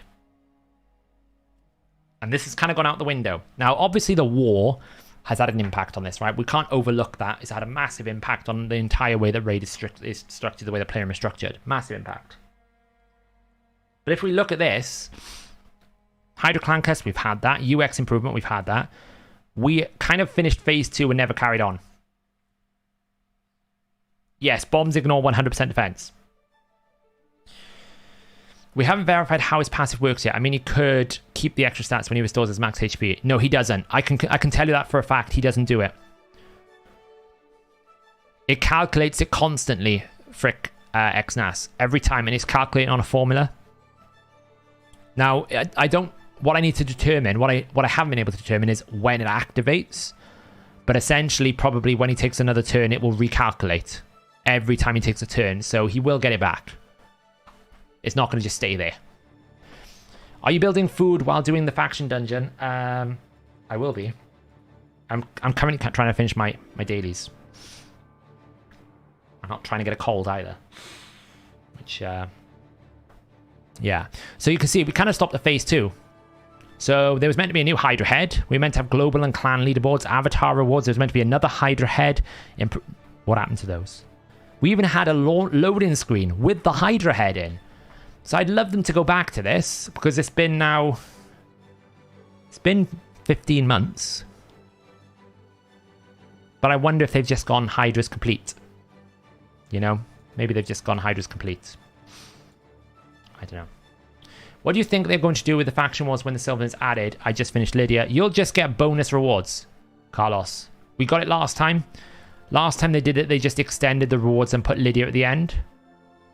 So, like, for example, you can see here, the rewards just got added on here. They just added a bunch of... They'll add another row with similar rewards. So you get, like, a few extra rewards out of it. It's not bad. I take it.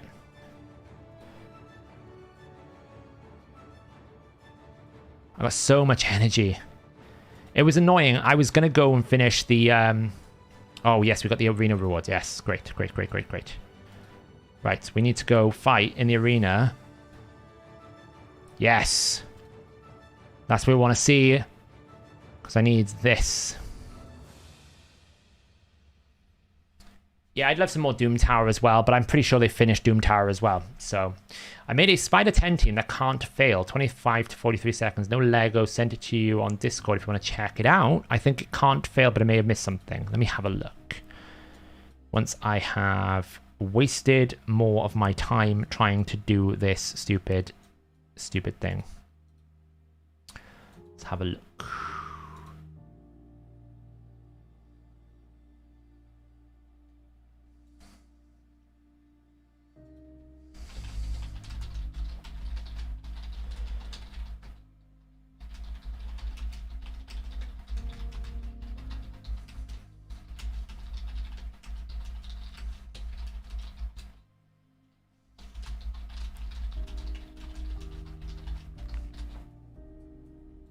Where is it? Where is it? Okay. Yeah, it can still fail. It can still fail, because if you haven't got Hex on the Queen, it fails. Now, there's a very low possibility that it can't fail, because obviously Akimtum hits 3 times. But if Akimtum resists 3 times in a row, then it will fail. Very, very small chance. We're talking like probably a 99% chance, but it can still fail. Sorry to be the bearer of bad news. We're going to say good night. Have a great night. Good night, Juggernaut. I don't understand the increasing the requirements to get Lydia mixed to catch up for newer players is much difficult. I agree, Zed Lightning. I'd like them to see them to add something a little bit more exotic, but it's an easy solution for them, I guess. The only thing I would say is when they add a new faction, because often they'll basically pump a lot of really powerful champions into the faction, then give you lots of times 10, and you're more likely to get them, so you just naturally end up like, what the hell is this? Why is this in gold 3? Like, seriously.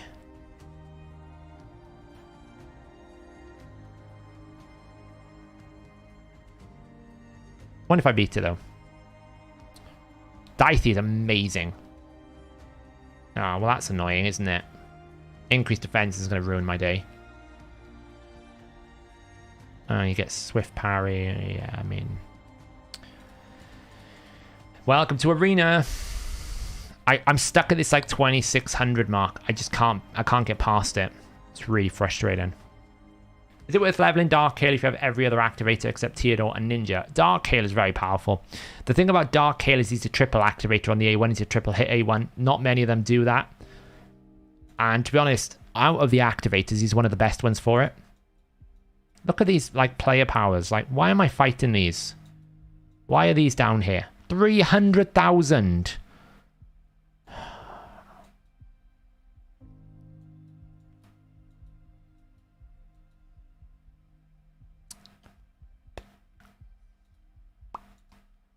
Like.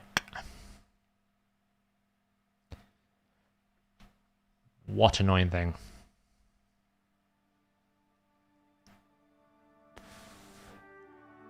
Oh, come on. Look how much little health he's got.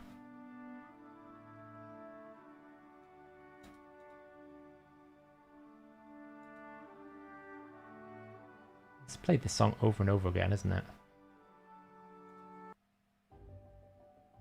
Can we kill it? No. Oh, we've got one shot. Don't let me down, Mr. Daithie. You let me down.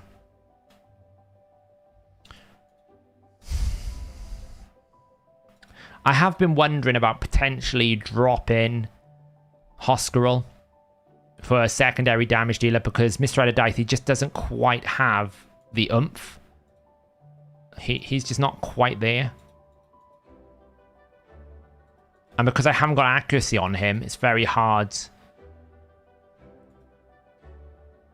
Oh, he's going to go on one of his rampages now, isn't he? Yeah, he's going to go on one of his when he gets on one of his rampages, he's very good. So he needs a little bit more. So I have been entertaining the idea. I just don't have the gear at the moment. Probably what I'm going to do is use this champion training event that we have at the moment to get all of the arena champions that I want to get to rank 6. So we're probably going to get Nazana, Ender, and probably Artak up to rank 6. So we're just going to make 6 more rank 6 in this champion training if we can. And then use that as a platform then to go and farm like lots of dragon. Hopefully they do another like ×3 speed or something in the future. That would be nice. I think we can actually summon a soul stone. It's the first soul stone I've been able to summon since we had the whole soul system in. Like, I don't even want any of the legendaries. I still do. It's the first one we've been able to summon.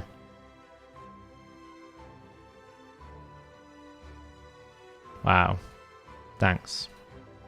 Always wanted one of those. I actually have a 6-star Doom Priest on this account, like.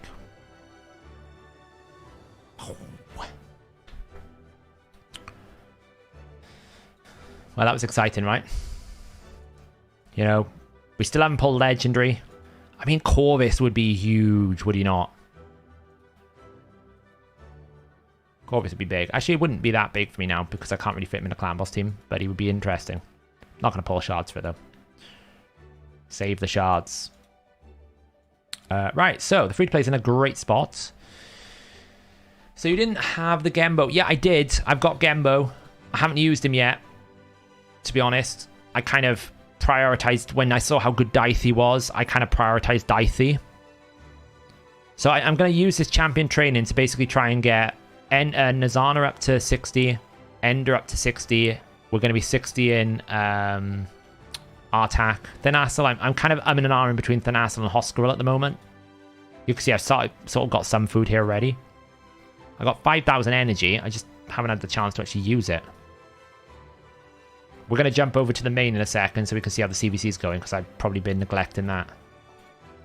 I've got to say, this upgraded animation speed, isn't this so good? It's like the best upgrade they've done. Look at it. So much better. So much better.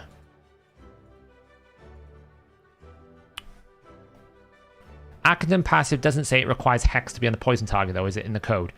So Accrington's passive, it deals damage on a poison, right? So the way that Accrington works is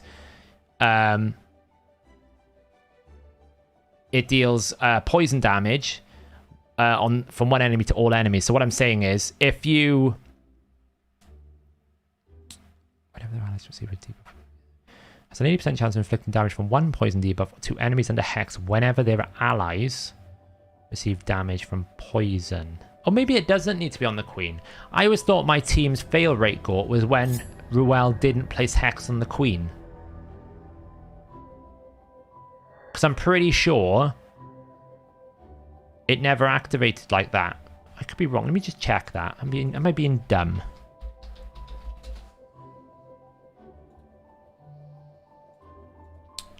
Accrington.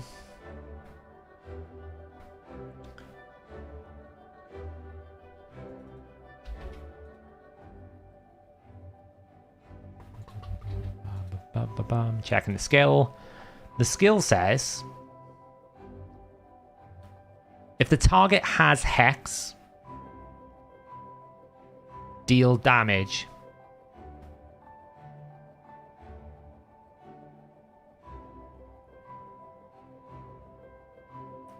So if the target has Hex kind, AoE, do you know what? You're right. I think it might not fail. I wonder what my team fail rate is then. Yeah, I wonder why my... So every so often my team fails. I haven't been able to figure it out. I always thought it was because Ruel 3%ed the Queen. I'm going to have a look at that on my main. Yeah, you might be fine. Yeah, I always thought the Queen needed Hex. I don't really know why. So my team, every so often, it would just completely break the speed tunes. I just thought it was as a result of the Hex not going off on the Queen, right? That's the only thing I could imagine it was. But maybe I was wrong. Let's take this. Recently used. And I also have Artak's all buggy and white. Restart if that's the case. Evening, Saf. Just got back from work. Hope your day is going well. Yeah, we are 40 minutes out from getting Artak. We're getting there. Does Frenzy Set work with Artak? That is on my test list. So, guys, the test list for tonight. That has been crowdsourced by our community on Discord. If you're not a member of the Discord, come join us. It's a great place. I'll put a link in chat. It's a great place. Come join us. It's a wonderful place to be. But the crowdsourced suggestion is we want to see, does Frenzy Set trigger on enemy max HP loss? I'm pretty sure it doesn't. But I'm not going to test it not on Artak. We're going to test it first on Artak. Then we want to also test Sissio and Artak in Spider 10. Maybe throw in a cheeky Theodore. We're going to do a max damage test on him, see how hard he hits. We're going to do a test the passive in Hydra. So we're going to see how good the passive works in Hydra. We're going to be testing Sand Devil. We want to look at the Ice Golem full test on his own. Can he solo Ice Golem? Probably not, but, you know, can he survive? I doubt it. And then we're going to be looking at, does the Decay in Hydra add on top of his max HP loss, or does the Decay sit at 25%? So that's the testing list. Yeah, my Daithie pretty much... The Daithie has all of the good gear on this account. He's at 4.6k attack, 183% crit damage, 163. He is like the king of this account. Nobody else has any damage anymore. He's just like lost the will to live. Orogrim's in a decent build. He's like kind of like on the path to being built for like this solo champion, but pretty slow at the moment. The biggest problem I got with Hoskerl is I have no Axie banners. I literally don't have an Axie banner for him. So I'm losing out of a lot of his efficiencies.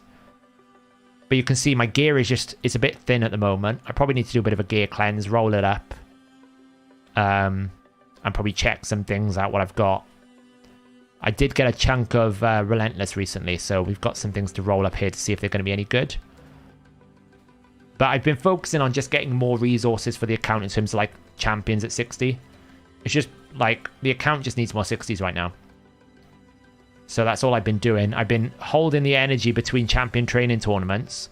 I would have finished the entire last champion training tournament had player and play not crashed. So I lost an opportunity there.